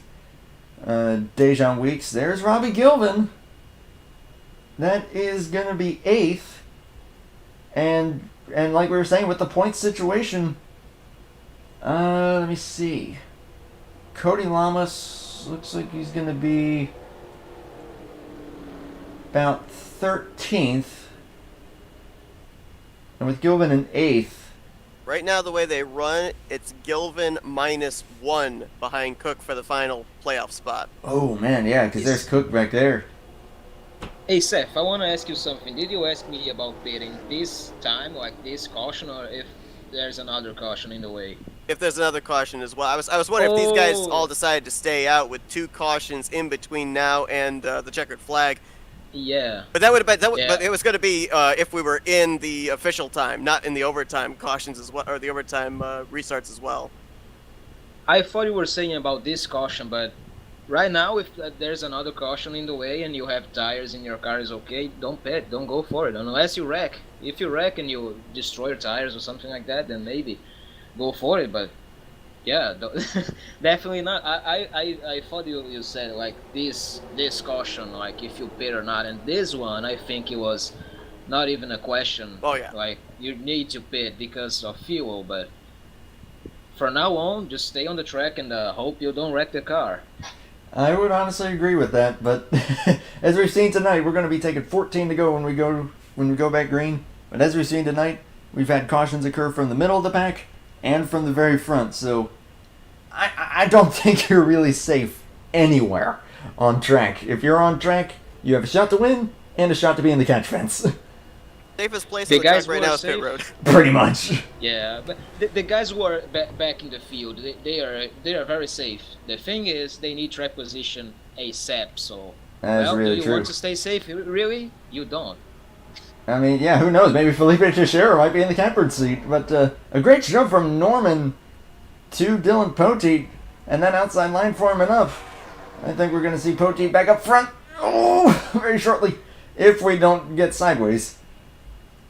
Now, let's not forget, too, with moderate damage, it's kind of a catch-22, because you get involved in a wreck, it may not be that bad. You're able to stay up in the draft behind somebody, and you're perfectly fine. Remember, Dylan Poteet's been involved in a couple incidents here tonight. I'm wondering if that car is still up, as far as damage, if it's still up to speed enough to actually lead that outside line. Looks like the answer is yes, but I'm just not seeing that outside line get towed nearly as quickly as other drivers when they were out in front. And he's always fun to get there, but I absolutely agree. Guys, I mean, big moment as the 48 just fell out from the server. That's huge Oh, for him. wow. right oh there. no. And he's back in it, but that's gonna hurt. Yeah, if he He loses needs a more than caution one by lap. now. Oh boy. He'll get his laps back. Admin Shane Side's gonna have to wait until he crosses the start-finish line to find out how many laps to add back. But the issue is, let's speculate we go green from the end from this to the end of the race. Which I Cody's doubt. not gonna be caught up in the lead group. Yeah, that's true. I mean, if he can get back He on the needs lead a lap, caution. Joe Oh, Anderson Joven! The 88. Oh, saved boy. it. Great job right there. Yeah, really great driving job. But right now, I'm keeping my eye on the 69 and the 08. The 69 is up here running fantastically, almost in the top 5. The 08 outside the top 10. I don't know if those guys are close enough. No, right now it's Jerry Cook. Jerry Cook's across the line 13th. Robbie Gilvin needs to finish 12 positions ahead of that 08 if Cody Llamas is not going to be in the picture at the end of this one. And so right now, if Jerry Cook can just keep himself up inside of the top 15, that's all he's going to need unless Robbie Gilvin's able to win this race. That's the only way that Robbie Gilvin's going to be able to make his way into the playoffs currently with where the 08 is running. Yeah, And that's it's very fair enough. possible at this moment. Anything is possible right now. I have no idea what to expect. We're going to take 10 laps to go this next time by. And the intensity level picking up. Guys smacking the wall. I think it's a matter of time. We're 3 wide now. They've shuffled out Pedro Lucas to the inside. I think it's a matter of time before something's going to give. Ooh, Noah Hart. Oh, 63 filling the gap there. Side by side for the lead. Lap car ahead. 10 laps to go, and I'm about to have a heart attack. man, oh man. Right now, we've only got Oh, and that's Cody. 2 must-win situation drivers up here. That would be the 88 of Jovan Anderson and the 69 of Robbie Gilvin, because right now Shane Sides looks pretty good to make it in on points. Dejan Weeks already locked in on points, and the 63 also pretty well locked in on points. So right now, it's only looking like there's a couple, maybe a handful of drivers that would fit the must-win situation bill. Although, I don't know how I completely forgot about this. Don't forget the 71. He could also point his way in. Yep. And Well, he's an awful long ways back, though. If Robbie Gilvin is having an issue right now of pointing his way in, then Chris Wetz definitely is as well. He's in the must-win situation now. well, Chris and Robbie are actually next to each other right now on the racetrack, just only a couple positions ahead of the '08. So I think the '08 is sitting pretty right now. Someone who's sitting pretty right now might be the '88 though. Big push there from Noah Hart to help propel Jovan Anderson to the lead. And, we talked with Jovan last week after Charlotte, and he said, that was probably his race to win, his opportunity to get into the playoffs right there. He didn't realize that the race length had been shortened, and so therefore he didn't really race as aggressively as he needed to in the closing stages. So he's got some redemption on his mind here tonight. He's got a lot going on here. He's got a great push from Noah Hart, who might also be looking to maybe spoil the party for some of these guys. Alexander He also Gonzalez. wants to stop finishing third, does Jovan. He has been third place master so far. But, oh man, Jerry Cook must be with his heart in his mouth right now. It must be, please, 88 wreck your car. Yeah, that's true, because if the 88 wins, the 08, whatever The he 08 does, is it won't out. matter. Yes, exactly. It won't matter. That must be scary. Yeah, for sure. Chris Emery trying to make everything work on the inside right now. Whoa, Whoa! a little loose. Whoa. Oh, that's going to hurt him, though. Noah Hart's I going don't to know, get the was there run. contact there that sent the 88 down, or did he move down there of his own accord? I couldn't really tell off of 4. 47 is sideways man. as well.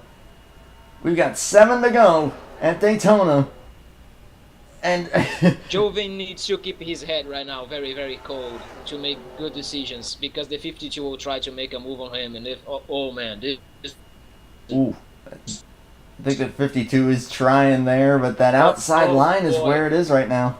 Look at that 21, Camilo Gonzalez, another must-win driver, now third on that inside line. He's found his way to the front. But 3 wide with Dejan Weeks up Chris the West, middle. right? Oh, Chris Whoa, Wett's going spinner! Chris spinning. Wetz! Spinning out. Was that contact, and will they throw the caution? Saved his car though. He saved it. No caution No as of contact. yet.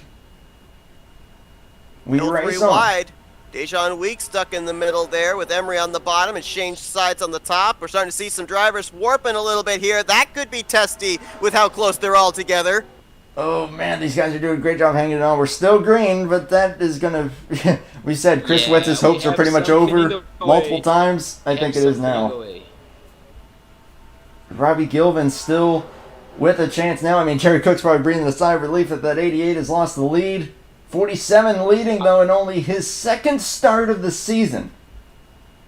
I think. I'll tell you one thing though. Jovan is very, very loved by everybody in IMRC. I think he has help right here. You can see Dejan is right on him. So is Shane Sides, Robbie. Some boy. guys will definitely help him out. So And he's got a great run here. count He's him out. doing He's well on the coming, middle yeah. line. A block from the 47. But they're keeping it clean for right now. We're coming to 4 laps to go. To the inside. Ooh. Here comes Jovan. He's got to Jovan run. says, thank you very much for pushing me to the front before there, Noah, but I want it back. I mean, he needs it back. It's do or die. That's all there is to it, but that's going to stack man, everyone there's up so much movements going on. really loose right And now. they're not giving much room either. They were about 3-4 Yeah. rows leaning on each other through 3 and 4 that last Yeesh. time by. I mean, Robbie Gilman and Jerry Cook still trying everything that they can, but they're just praying that 88 does not boy, win. yeah. Oh, not giving man. They could shake hands with each other right now, could the 2 race leaders. Oh, no! This Jerry Oh, and Cook a tried save. to lose, so the 21 car. 21 with a great save. They keep it going. Coming to 3 to go. Side by side, dead evenly matched. There has not been a single blind race this entire season. Door banging is a 10 in the 47. I'm running out of breath. This is insane. Oxygen, you need it to live. What is air? I don't know what that is. Well, think Whoa, about Gilman! Cody right now. He definitely needs air right now. Oh man, but Probably right. now he's Dylan Poteet clear. Wants it to swaps be over. top to bottom. He's clear as 88. The 10 barely.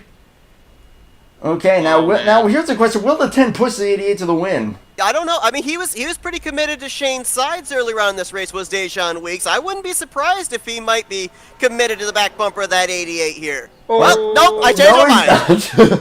I mean, you Don't know ask me questions. I'll give you the wrong answer. 2 to go. Oh man.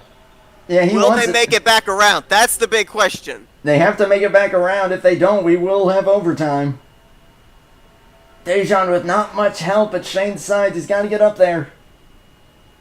Oh, that 47 was moving a lot there. Second on the outside line. Oh! sideways. Oh, I thought Shane Sides was going for the tree right there. I think he didn't, but We'll see what Shane does. I mean, Shane is. I mean, he's pretty much guaranteed a spot at this point. He's locked in. Yep. Yeah, he's sitting pretty. but he's looking for the 10 extra points for the playoffs. That's true. Oh no, Anderson! Oh, no. That's gonna be the caution. They didn't take the white. They did not take the white. We have an overtime. Wow.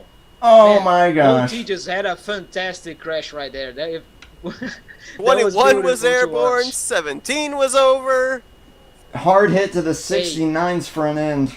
Oh wow. When you wreck, we want it to be like the 17. You know, that was a beautiful flip right there, baby. Beautiful flip. Good job. Oh man. Well, I think that Jovan Anderson may have just seen his playoff hopes go up in smoke. Maybe not. I think his car is in good shape. A little damage, but I think the track can he pick position. up enough spots is the question. Yeah, I think that. Guys, this race is crazy. Don't count him out.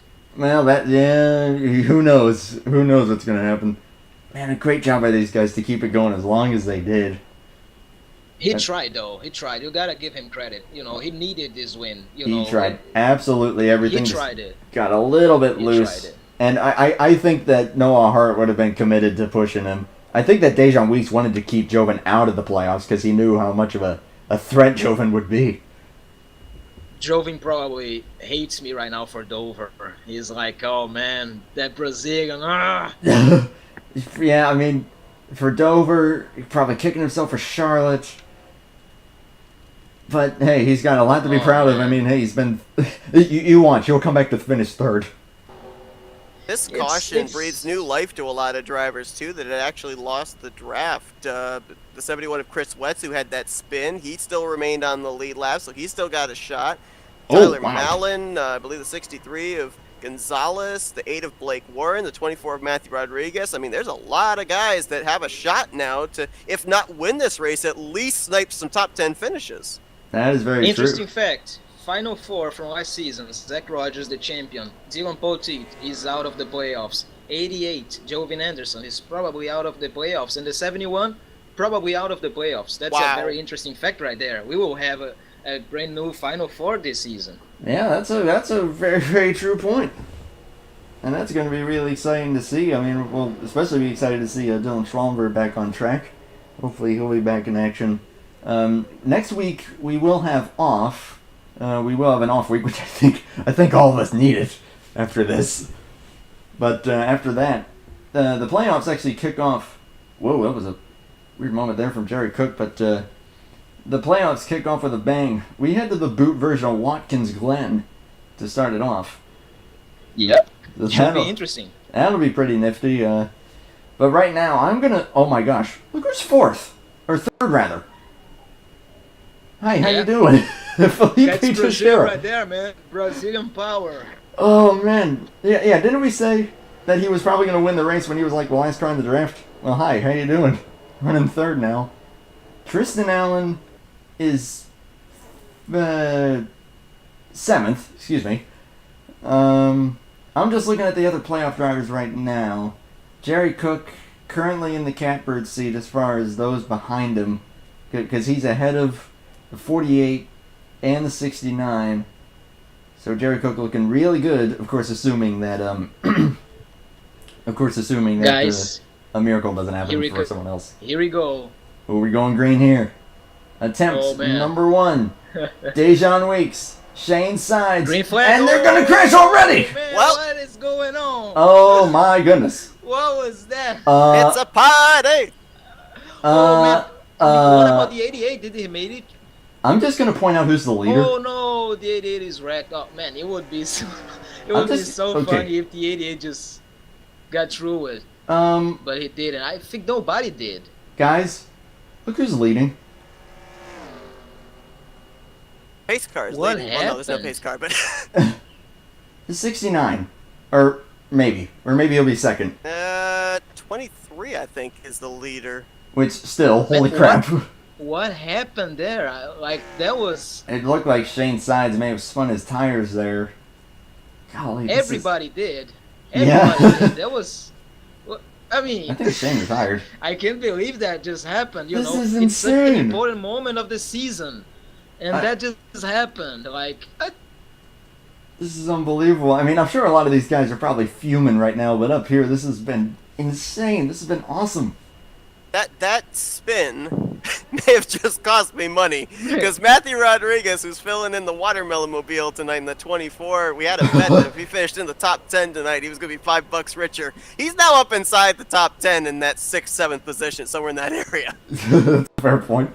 Literally, just about everyone spun. I don't think anyone got any major damage. The two looked like got a little rear end damage. you guys remember about the 2020 Budweiser Clash race? Something exactly like that happened in that race. I think it was Kevin Harvick getting loose, and then everybody just wrecked right in the restart. Or right in the start of the race. I know exactly what you're talking about. That's exactly what that looked like. Yeah. But hey, that was just guys gunning it for the end. But how about this top three? Pedro frickin' Lucas, in his only start Brazil. so far. Robbie Gilvin has new playoff life. And Blake Warren is third. What a shakeup that is. Alexander Gonzalez fourth, and Dejon Weeks did recover to fifth. And yeah, there's Matthew Rodriguez, the guy that I've probably mentioned the least so far here, running sixth. And yeah, could end up being a few bucks richer, thanks to Seth. Tyler Mallon, Michael Norman, there's Dylan Poteet. Don't count out Chris Wetz yet, if he can maybe sneak a few more spots. Golly, this... I'm running out of words. I'm running out of... What was that? So am I. I would never imagine that to be, like, 10 laps to go in the last race of the season, the regular season. So many people need to win, and this happens, like... What was that, man? I can't believe that I just watched that. I can't believe what I'm witnessing either. I mean, last It's season, a case of can't believe and can believe. It's a super speedway after all. They're so unpredictable. it is a super speedway, and it's a cutoff race of a super speedway. Come on. So you can't fault any of these guys. They have driven... please pardon my language. I know I don't normally do this, but I have to say it. They've driven their asses off. It has been insane. And credit to all of them. It has been so much fun to watch. I do have to shout out Shane Sides for putting on this league and letting me do this again. But every single race so far... We all appreciate that you're doing this. Every single season, or every single race so far this season has been really exciting in some regard or another, but this one... My English abilities have turned into mush. I cannot speak words anymore. But this has been so much fun. The 24 is going to the pits. That? Why you... Okay, well... He just cost himself a few bucks. I think he might have. We'll see. We'll see. Or who knows, But maybe that's a golden play. Let's also remember, let's throw another log on the fire, if we will. With this caution coming out, Cody Llamas, who had fallen out under the last green flag run and fallen a lap down, he's now back on the lead lap. So now it's back again between the 08, the 69, and the 48.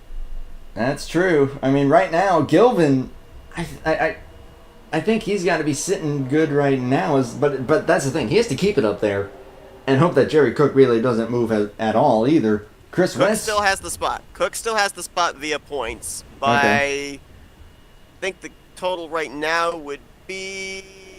I think it's still 1 point. Yeah, it is. Just 1 point. Oh my gosh.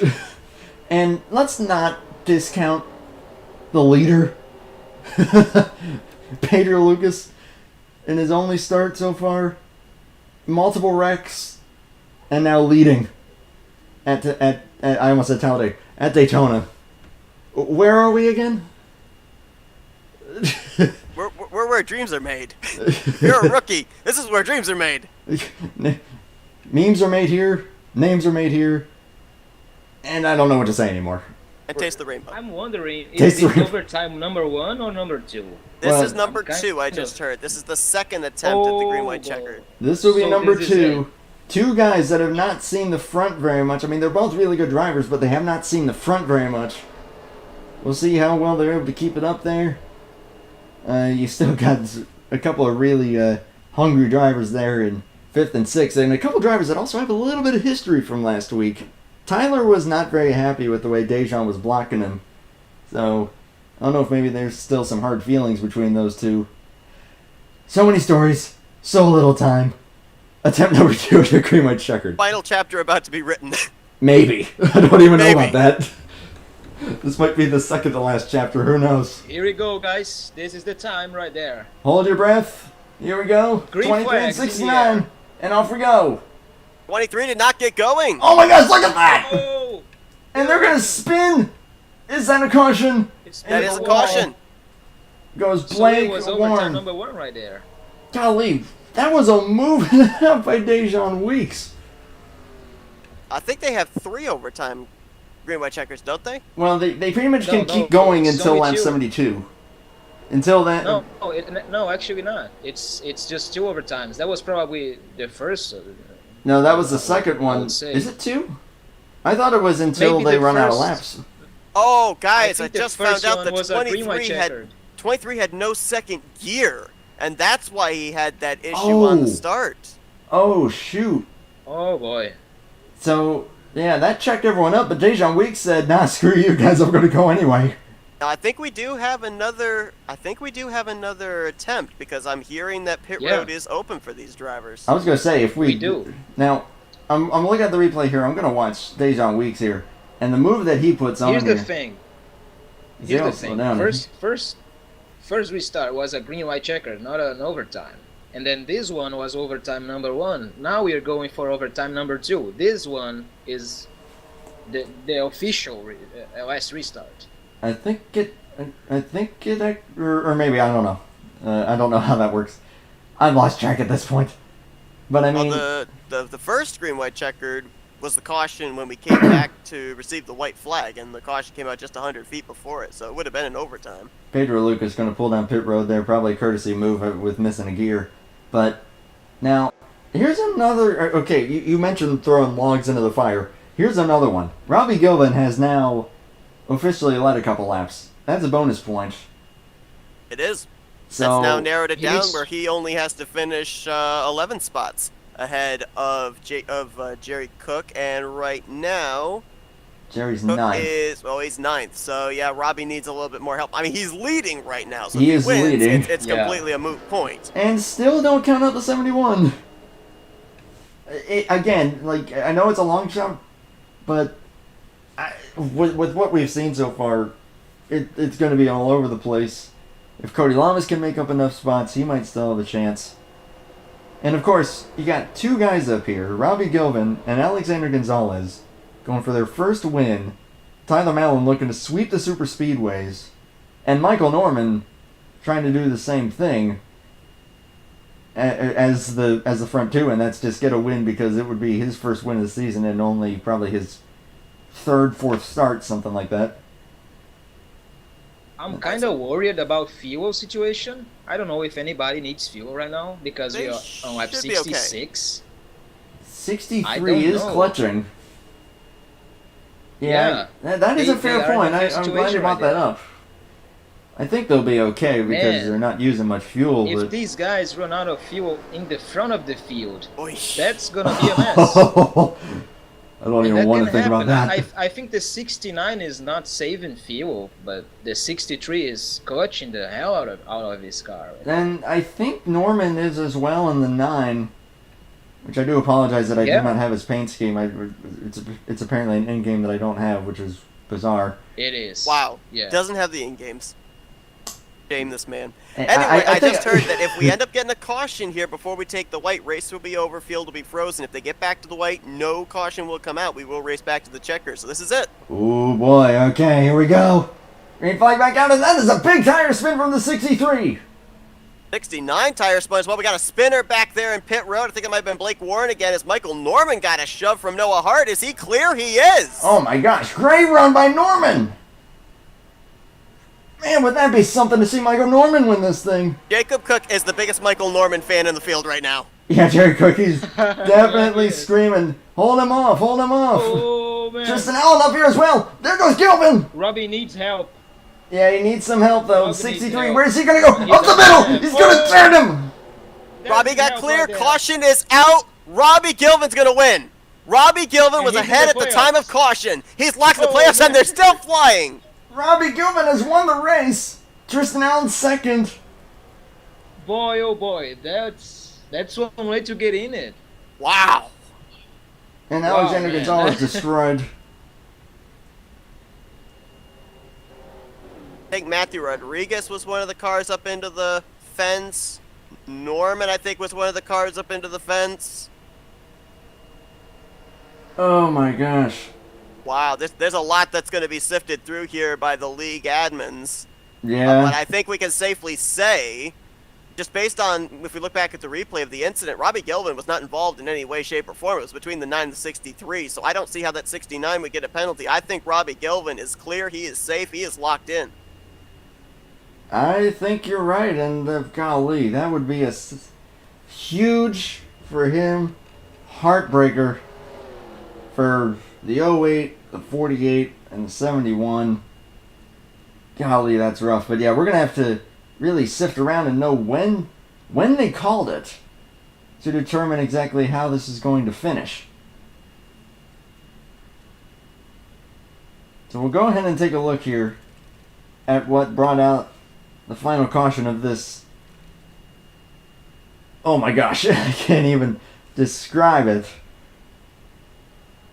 So going down the back straightaway, I mean, of course, Gilvin's going for it. You can't fault him there. I think the 63 tried to go up the middle. That I was think he did too. unexpected. That was very unexpected. You see the 69 taking that playoff spot, but good luck to him. Oh, and, man. Props to him for that win. Golly, Rodriguez flew through there. I believe at least our top 5 coming back to the start-finish line were Robbie Gilvin in the 69, Tristan Allen in the 27, Tyler Mallon in the 18, Noah Hart in the 47, and Jerome Lewis in the 22. Yeah, that'd be a pretty feel-good story there for Jerome Lewis. But, yeah, again, it's how... Okay, now that's the thing. The fact that the race is going to end based on where they were at the moment of caution, but you can't exactly determine when that moment of caution was because it's manual. So Well, how do you go about that? I was able to hear when the admin called the yellow flag, and we can definitely determine that the 69 has won this race because when the caution came out, Gilvin was already ahead of Michael Norman at that time, and he never lost the position to Tristan Allen from turn 3 over to turn 4. So he was out in front the entirety of the time. So regardless of where the caution would have been called from turn 3 to turn 4, Robbie Gilvin would have still been ahead, still would have won this race. Yeah, that's a fair point. I I have to chuckle because the cars that went flying there were, I believe, Gonzalez, Rodriguez, and Norman. Matthew Rodriguez saw the wrecking. He saw that top 10 spot. He wanted to snipe it, and he never lifted. He just flew into that wreck. I saw him not lifting. Golly, I think there have been some crazy races. There have been some awesome races this season. This one was just off the charts. I can't really describe it. It was insane. We don't even know the proper results. All we do know for sure is Robbie Gilvin has won this race, has clinched his way into the chase, and becomes, I believe, the 7th different winner of the season. That'd be correct. I'm working the calculators here real quick, and as far as it looks, the 3 drivers that got the final 3 spots here tonight, Alexander Gonzalez, he was already looking like he was good to point his way in, finishing 17th. That was enough for him to be able to lock himself into the playoffs. Shane Sides, despite getting caught up in that last lap incident, he finished 15th, so that locks him in, and as we mentioned, that final spot being sniped by Robbie Gilvin. So it is Gonzalez, Sides, and Gilvin that get those final 3 positions here tonight at Daytona. And they will contend for the championship along with Tyler Mallon, Dylan Schwallenberg, Natan Amoito, Austin Ogo, Don LaPrade, Dejan Weeks, and I think that's all of them, right? Believe so. Roger Ray as well. Roger Ray, that's right. good luck to the 36, that Natana Moedo guy. He's a very nice guy, so good luck to him in the playoffs. We have the winner of the race in the waiting room right here. Yeah, we got a couple guys down there. Yeah, I think we're going to have a few guys to talk to. We'll start with our race winner, and someone who I think is going to be pretty much jumping with He's joy happy.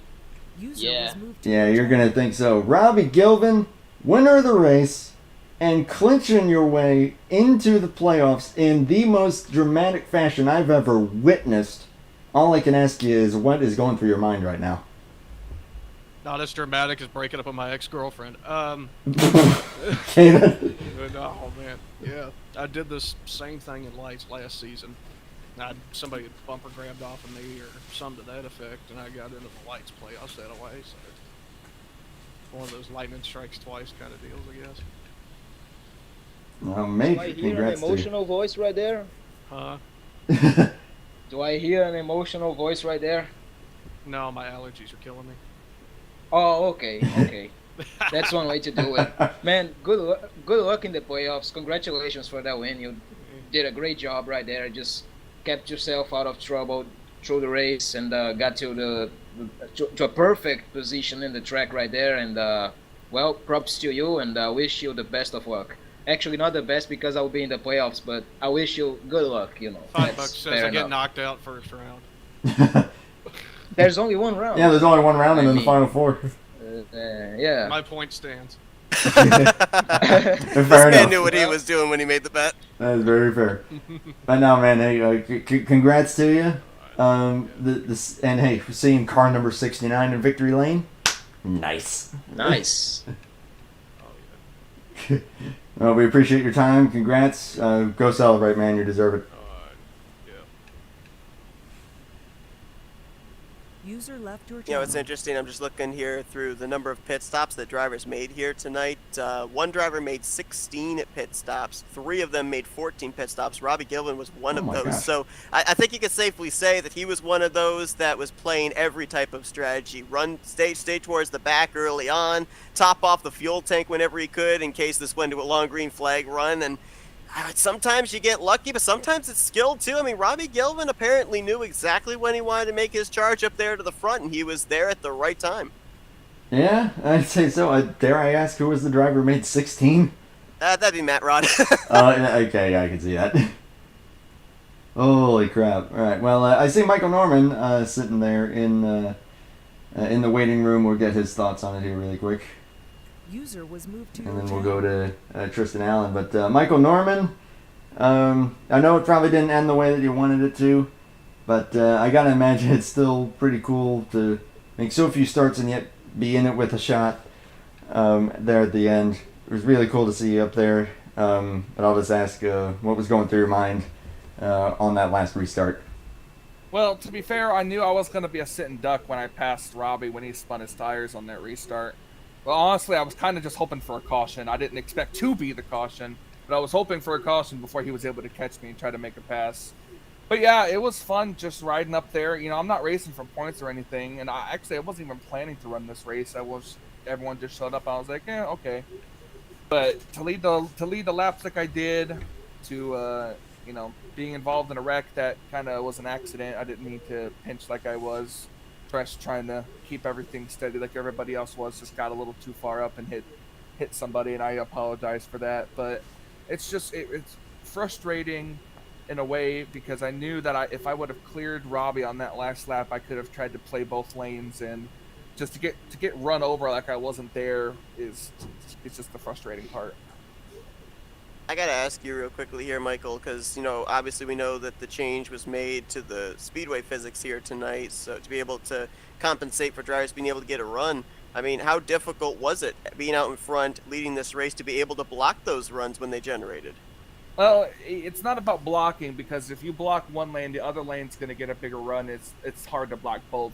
That's why a lot of us you saw running up on the outside lane were just content to just run there, whether we had the lead draft or not. For the leading draft. I'm not sure how to say those words, but but because the inside lane was not good on a restart. After a couple of laps and it warmed up, it got to be there if you had enough people down there to make a run. But the outside lane was the preferred lane to be in because you didn't really have to turn your steering wheel that much. Therefore, you wore out your tires a little less. So I didn't really. I think I've made only one, maybe two 4-tire pit stops this entire race. Everything else was either no tires or 2 tires. So, and just being able to come back up after that wreck also was something, to say the least. And to be honest, I think it was the second to last wreck, or it was one of the wrecks. I don't know how I made it through when everybody was wrecking in front of me. I think it was the one where Poteet flipped over. I don't know how I made it through that without getting run into from behind. That was a beautiful flip, by the way. Yeah, The 17. I definitely needed a new pair of shorts after that. I think a lot of us need a new one after that craziness. That was just crazy all around. It's fun to watch though. Yeah. It was great to see you up front though. It was definitely fun. I'll give it that much. And it was so cool to see you up front, man. Hopefully we'll be able to see you at least 1 or 2 more times maybe throughout the season. Probably not. It's the chase after this, the 5 races in the chase. I'm not going to come in. I'm not going to try to drive in the chase and wreck somebody out on accident. So I'm just going to be able to be a spectator for the last couple of races. Yeah, I get you, man. But hey, we appreciate you taking the time to come up here. Great job. I know the result might not reflect it, but you've done great, and it was awesome to see. And again, just thank you very much. No problem. You guys put on a good broadcast. I'm going to go rewatch it. If you say so. No, I appreciate that very much. Guys, have a great night. You too, man. User Thanks, left man. your channel. And Michael Norman there had a strong car. We got 2 more guys down here. We'll start with, Our own Blake Warren. yeah, Blake Warren is down there, but we'll get Tristan Allen here first. Runner-up. Yep. User was moved to Runner-up finisher, kind of out of nowhere. Tristan Allen in the 27. I can only imagine what the entire race looked like from your perspective, because you were a little bit everywhere throughout the night. Oh yeah. The initial plan was actually to stick with the 69 in the back until the last 15 laps. I ended up getting out of pit road early enough, and literally there was a wreck entering turn 1, and I decided to go back to doing my hermit strategy in the back of the pack for a little while longer. I'd say it worked out because after it's all said and done, you almost won. You end up with a second place finish. I'm sure that's got to feel pretty cool, but knowing your situation in lights, I'm just kind of curious. What would that have meant if you were able to get the win? Personally, I don't think it would have meant anything because with how big of a battle it is in lights, I'm personally enjoying that. Robbie obviously won't be able to contend for that title, so that's going to move the points lead over to me, but still with Cody Llamas now entering it because he's been doing the starts just in case something such as tonight happened, and Nick Gunter, so that's still going to be a fun playoffs. Oh yeah. Good luck to you right there. It'll be Yeah. nice. That's going to be a fun one.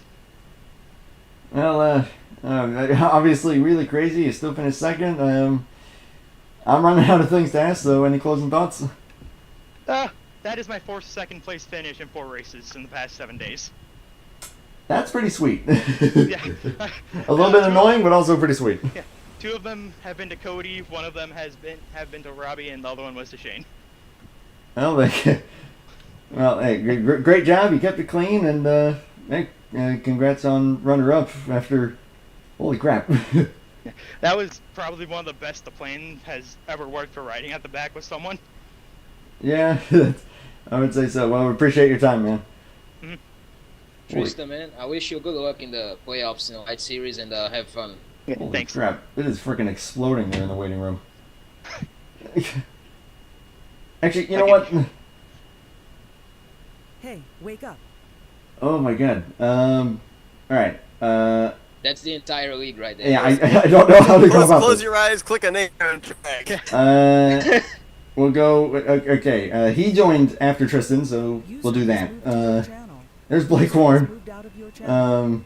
Golly, we're getting a little bit of everybody here, but Blake Warren, you got up there at one point. Unfortunately, had a bit of an incident there, but I know that there was something that you wanted to say, so I will let you have the floor. Well, I'm just a little bummed out that finished 16th position tonight. But all in all, had a good season. I'm happy I got second place earlier in this year. And, well, I'll certainly say this from a broadcaster's perspective. We definitely had a lot of storylines going into this race and a lot of stuff that we didn't really expect to happen. But definitely interesting to see what lies ahead for the rest of the Cup season. Yeah, I would say so. I mean, I know that you said that you might be in the booth for most of it, which, of course, we're looking forward to having you here. Yep. But I know that that race was pretty chaotic. I guess I'll get your perspective on it really quick.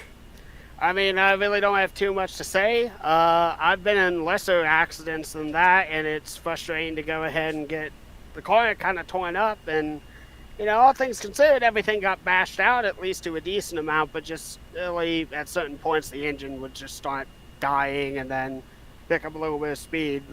I think the only way that I could have won that race was had I gotten by the 23, had I been in Robbie's kind of situation and just pushed. There's no other way to look at it than that. So someone was probably have to be willing to work with me, and unfortunately got knocked around there at the end, and it is what it is. So. Well, you still got a lot to be proud of. Had some good runs, but hey, I'm looking forward to having you back in the booth, man. You're a lot of fun. Yep, I'm excited to be back, and I should have this stank shaken off of me by the time we're ready to broadcast the next race. Just disappointed. Yeah, I get you, man. Well, hey, we appreciate your time. I don't want to cut you short, but I got 4 other guys waiting down there. This is the most interviews I've ever done, so yeah, try and speed through them here. Yep. But hey, great job, man. Regardless. Thank you. See you next And week. good man. luck in the booth. Yeah, we'll see you at Watkins Glen. All right.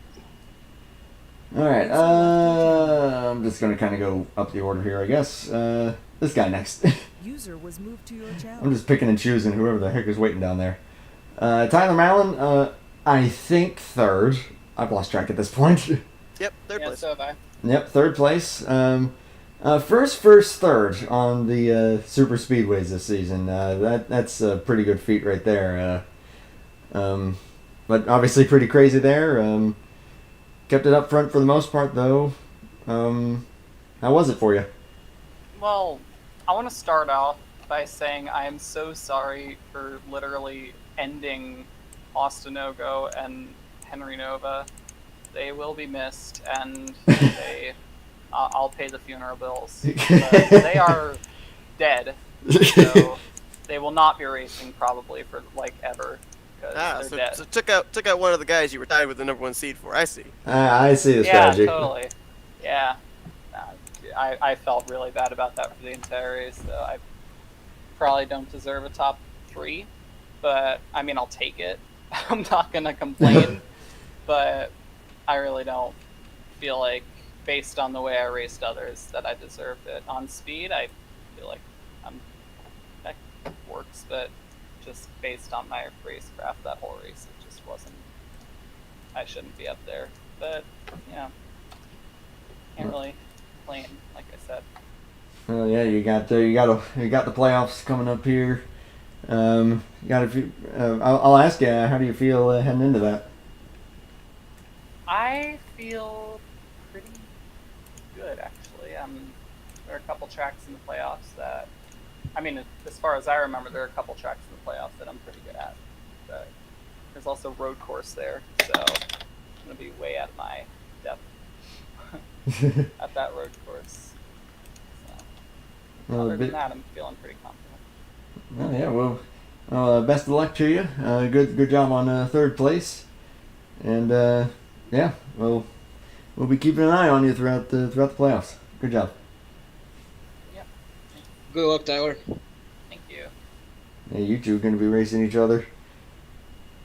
Yeah. Yes, we Just are. having an interesting little conversation in the Facebook thread. Went from arguing to somewhat hitting on each other, which was Hitting on each other? turn of events. But Call me, Alright. baby. That's on. I never knew you were gay. We do it Anyway, again, baby. Things are getting I'll let you awkward here guys on Top go and Dragster. Stop derailing your broadcast now. Demon up the booth windows. Yeah, let's. Oh God. I'd say we get the next person here because we still got a whole bunch of people waiting here. I'm just going up the list. See you guys. Yep, take care, man. User was moved to your channel. Left your All channel. right, just going up the list. Noah Hart. I have no effing clue where you finished, but Fourth. That's why I'm here. I'm the statistician. Fourth. fourth. Okay, nice. Yeah, good run. You kept it up front for the most part. Probably one of the better pushers on the night.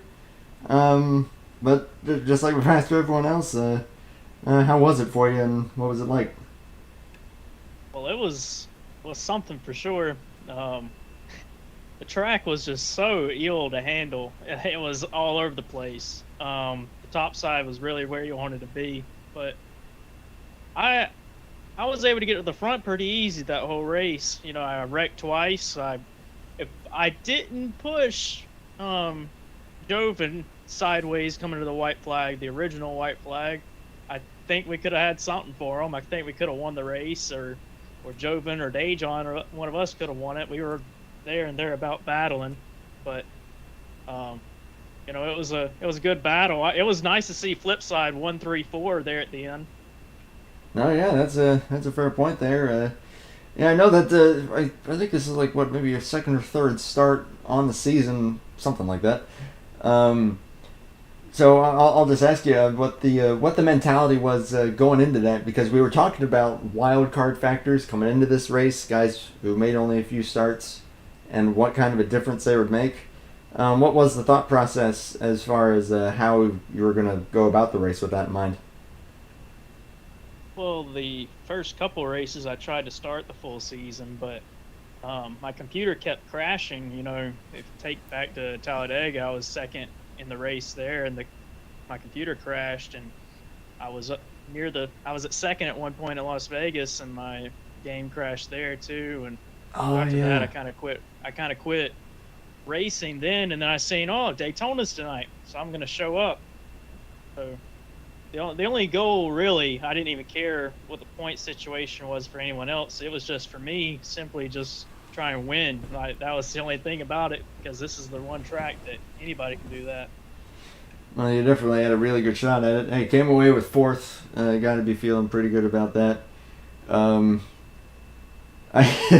After all that, I'm at a loss for words. So I was asking, any closing thoughts from you?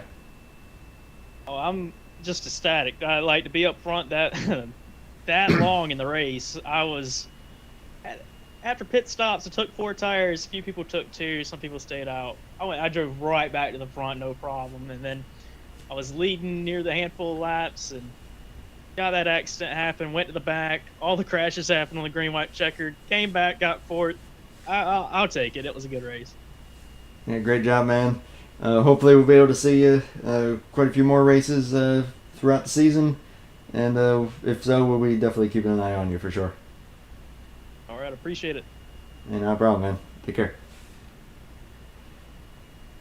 So that's Noah Hart. Who's next? User was moved out of your channel. Go with Mr. User was LaPrade. moved to your channel. Done LaPrade. Again, no clue where you finished. I've lost track for a lot of these guys. 14th is the unofficial scoring for Dunn. Okay. I know that race probably didn't go your way, but still locked in, still heading into the playoffs here. I'll ask, how are you feeling heading into this 5-race stretch coming up? Well, other than Daytona being a wacky of a race, I'm feeling confident. You know, at least we're not going to a super speedway anymore, so thank goodness for that. But yeah, I mean, that was the most eventful race I have ever participated in my life. I feel like I caught up at just about every rig I got into, and I don't think it mattered where I was, whether if I was up front, whether if I was in the middle and last. It didn't matter where. I felt like I was going to get caught up in a rig. And I mean, the car didn't look good after the first big one. I had slight damage and couldn't get up to Noah on that stretch before the caution came out where I got collected. And once I backed into the wall, my car was killed, so I really lost any shot of being in contention to have a being up front or being in the spot to try to win. But I mean, 14th place. I mean, it's Daytona, so I don't really expect much. But at the same time, in retrospect, I should have took somebody.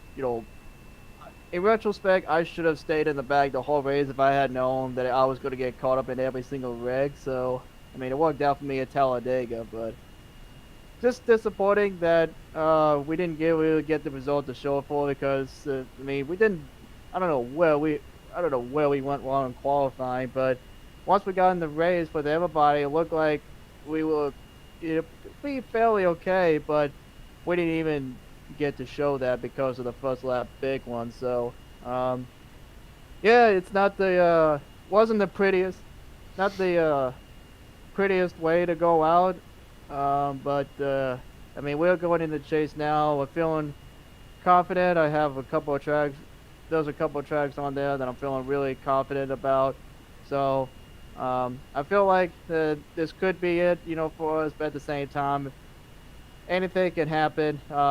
Congrats to Robbie getting the win. I mean, he deserved that one. I mean, he was in the right position at the right time, as always. So, again, disappointed that we did not bring in our 74 tied for Mustang up front, at least have a shot to go for the win there. But when you go to Daytona or Talladega or any other super speedway track, anything can happen. So I just had to expect a lot of interesting things to happen. A lot of interesting things definitely happened. I wish you very good luck in the playoffs. I mean, you're in the best team in the league right now, I believe. So, Yeah, I good hope luck so. to you. Not better than my luck, I hope. But good luck to you. Maybe we can both make it to the final four. That would be a very, very nice situation for us. But yeah, I wish you good luck and have fun. And it's very good to have you in the team, by the way. So, hell yeah, man, let's do it. Always, man. Go model performance. Good luck to you, Nathan, as well. Let's go ahead and get a beer and discuss our strategy to try to put ourselves in the final four, shall we? My strategy is the same, just win or wall, It worked out so far. I'm in the playoffs, so I'll just go out and do that. Let's have a drink first before we get into that. Then we could talk about all that. Well, yeah, sure. You deserve it. But hey, appreciate your time, and yeah, best of luck going forward here. Yep, thank you all. Holy crap! I'm getting winded here. Hey, that's the curse right there for the YouTube channel. Yeah, I see him sitting there. So here. User was moved to your channel. So there's Roman Anderson. Get out! No, I'm kidding. Whoa. Oh crap! I'm winded. Boy. I died multiple times. It was very great. Voice is really deep today for some reason.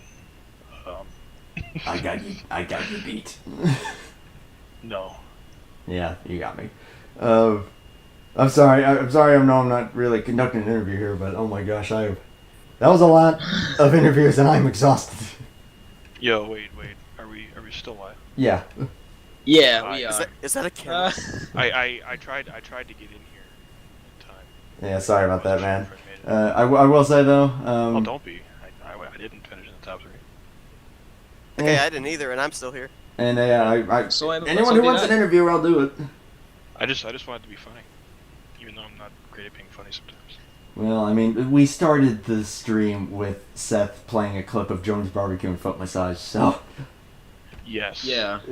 and yeah, this just tops off the tip of the cake. Yeah, no. The tip of the cake. The tip of the cake. The tip of the. Oh, that was terrible. I turned Dylan on like lap 3 because he slid up and I couldn't check up enough for some reason, and I turned Dylan. Somehow I got more damage out of it than Dylan did, and I felt like I was lacking on the straightaways. I couldn't pull up to other cars like people around me were, it seemed. So I felt like I was a little bit down on power. Not much, but just a touch, just a little bit. So I was honestly surprised I was in the position I was still in. So and I honestly wasn't sure what Dejan's situation was. So I kind of was just waiting to see what would happen, and he made a move on me. I wasn't going to try to block it because I was afraid I was just going to turn myself. So I went with Noah because he was pushing really good, and then that happened. And then another thing happened, and another thing happened. I saw the light and it closed on me again, and I just didn't quite get through. The way I look at it is, it wasn't meant to be, but it almost happened. So I got kind of scared there for a minute.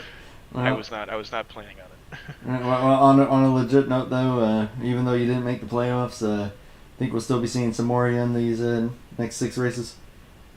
I have no idea, but I am the ultimate super sub of season 10 in IMRC, and I am not ashamed of it at all. So we shall find out. I'll definitely hope to see you on track at least a few more times. Appreciate you taking some time and appreciate you bearing with me absolutely going full brain dead.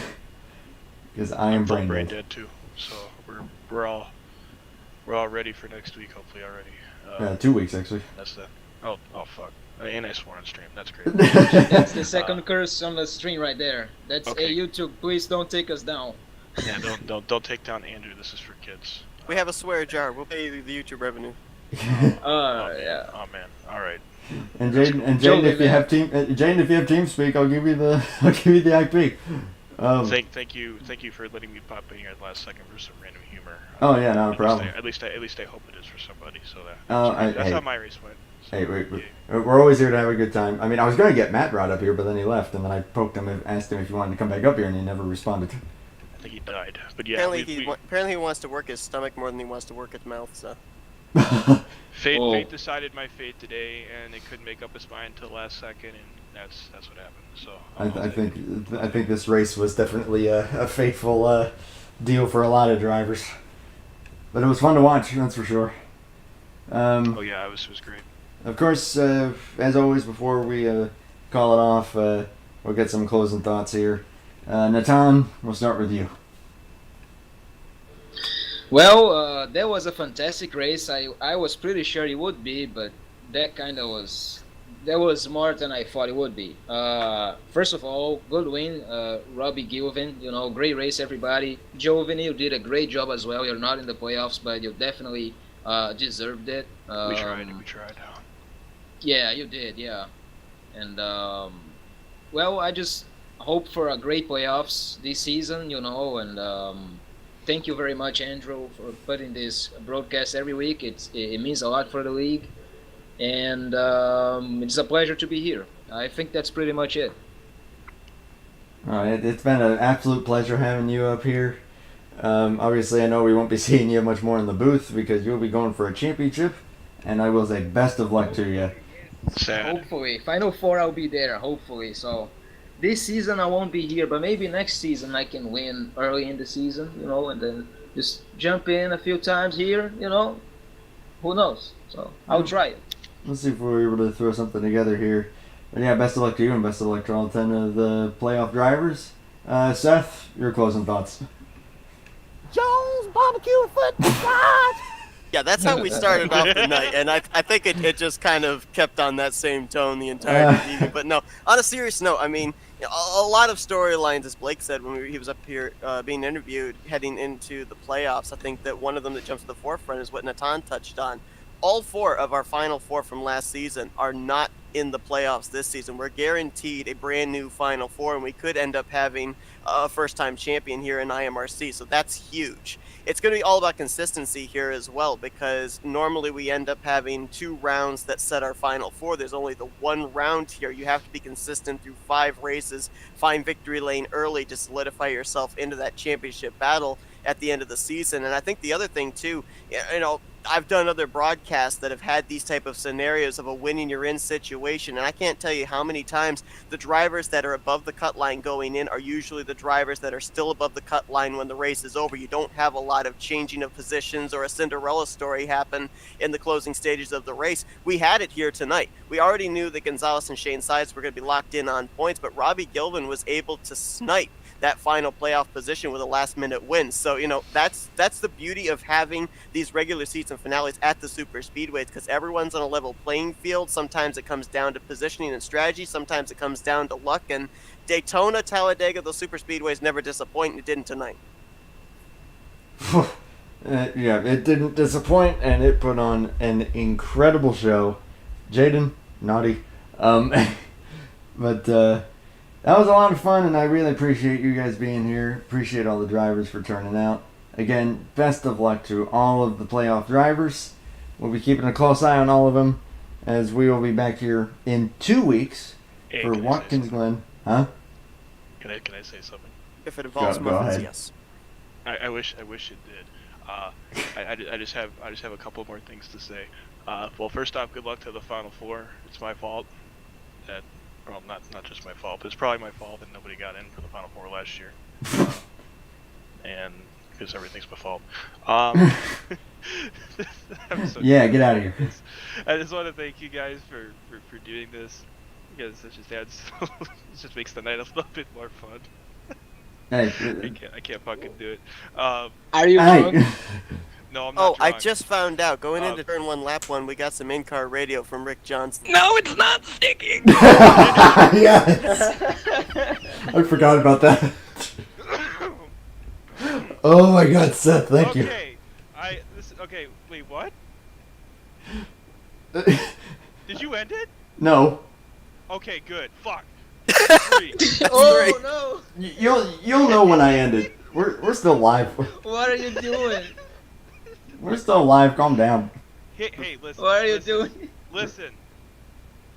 All I got left in my voice box is IMRC memes are made here 2021. Let's go and get some. Boom. You heard it there. I think that sums it up.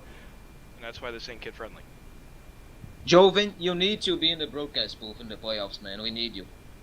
I would gladly do that, but I might accidentally cuss once or twice again because I'm just Once or twice is fine. I just don't want to.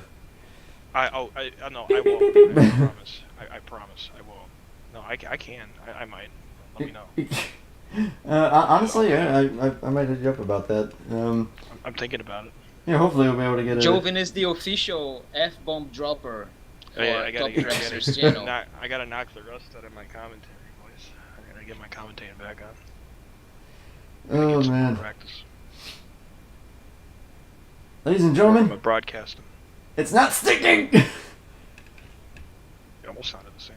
It was close. It was very close. You got to go full constipation mode. I'm gonna end it here because my voice is about to implode. Thank you everyone again. Seth, Nathan, that was awesome. Joven. Voice already imploded. You bet. Yeah, it was a blast. I think my brain imploded too already. And Joven, thank you for your wise words. Yeah, they're not very nice. If this was me 3 years ago when I was looking at myself in a mirror right now, I'd be like, what the heck happened to me? So I think that's all of us. But probably. This broadcast was brought to you by Jones Barbecue Foot Massage. It's scary that I had that all queued up. Yeah, that was pretty impressive doing it on the fly. On the note, thank you for watching, everybody. We'll see if we hit 300 subscribers. Maybe I'll do something special. Maybe I won't. Okay, Who knows? bye. User Okay, bye. disconnected from your channel. Take care.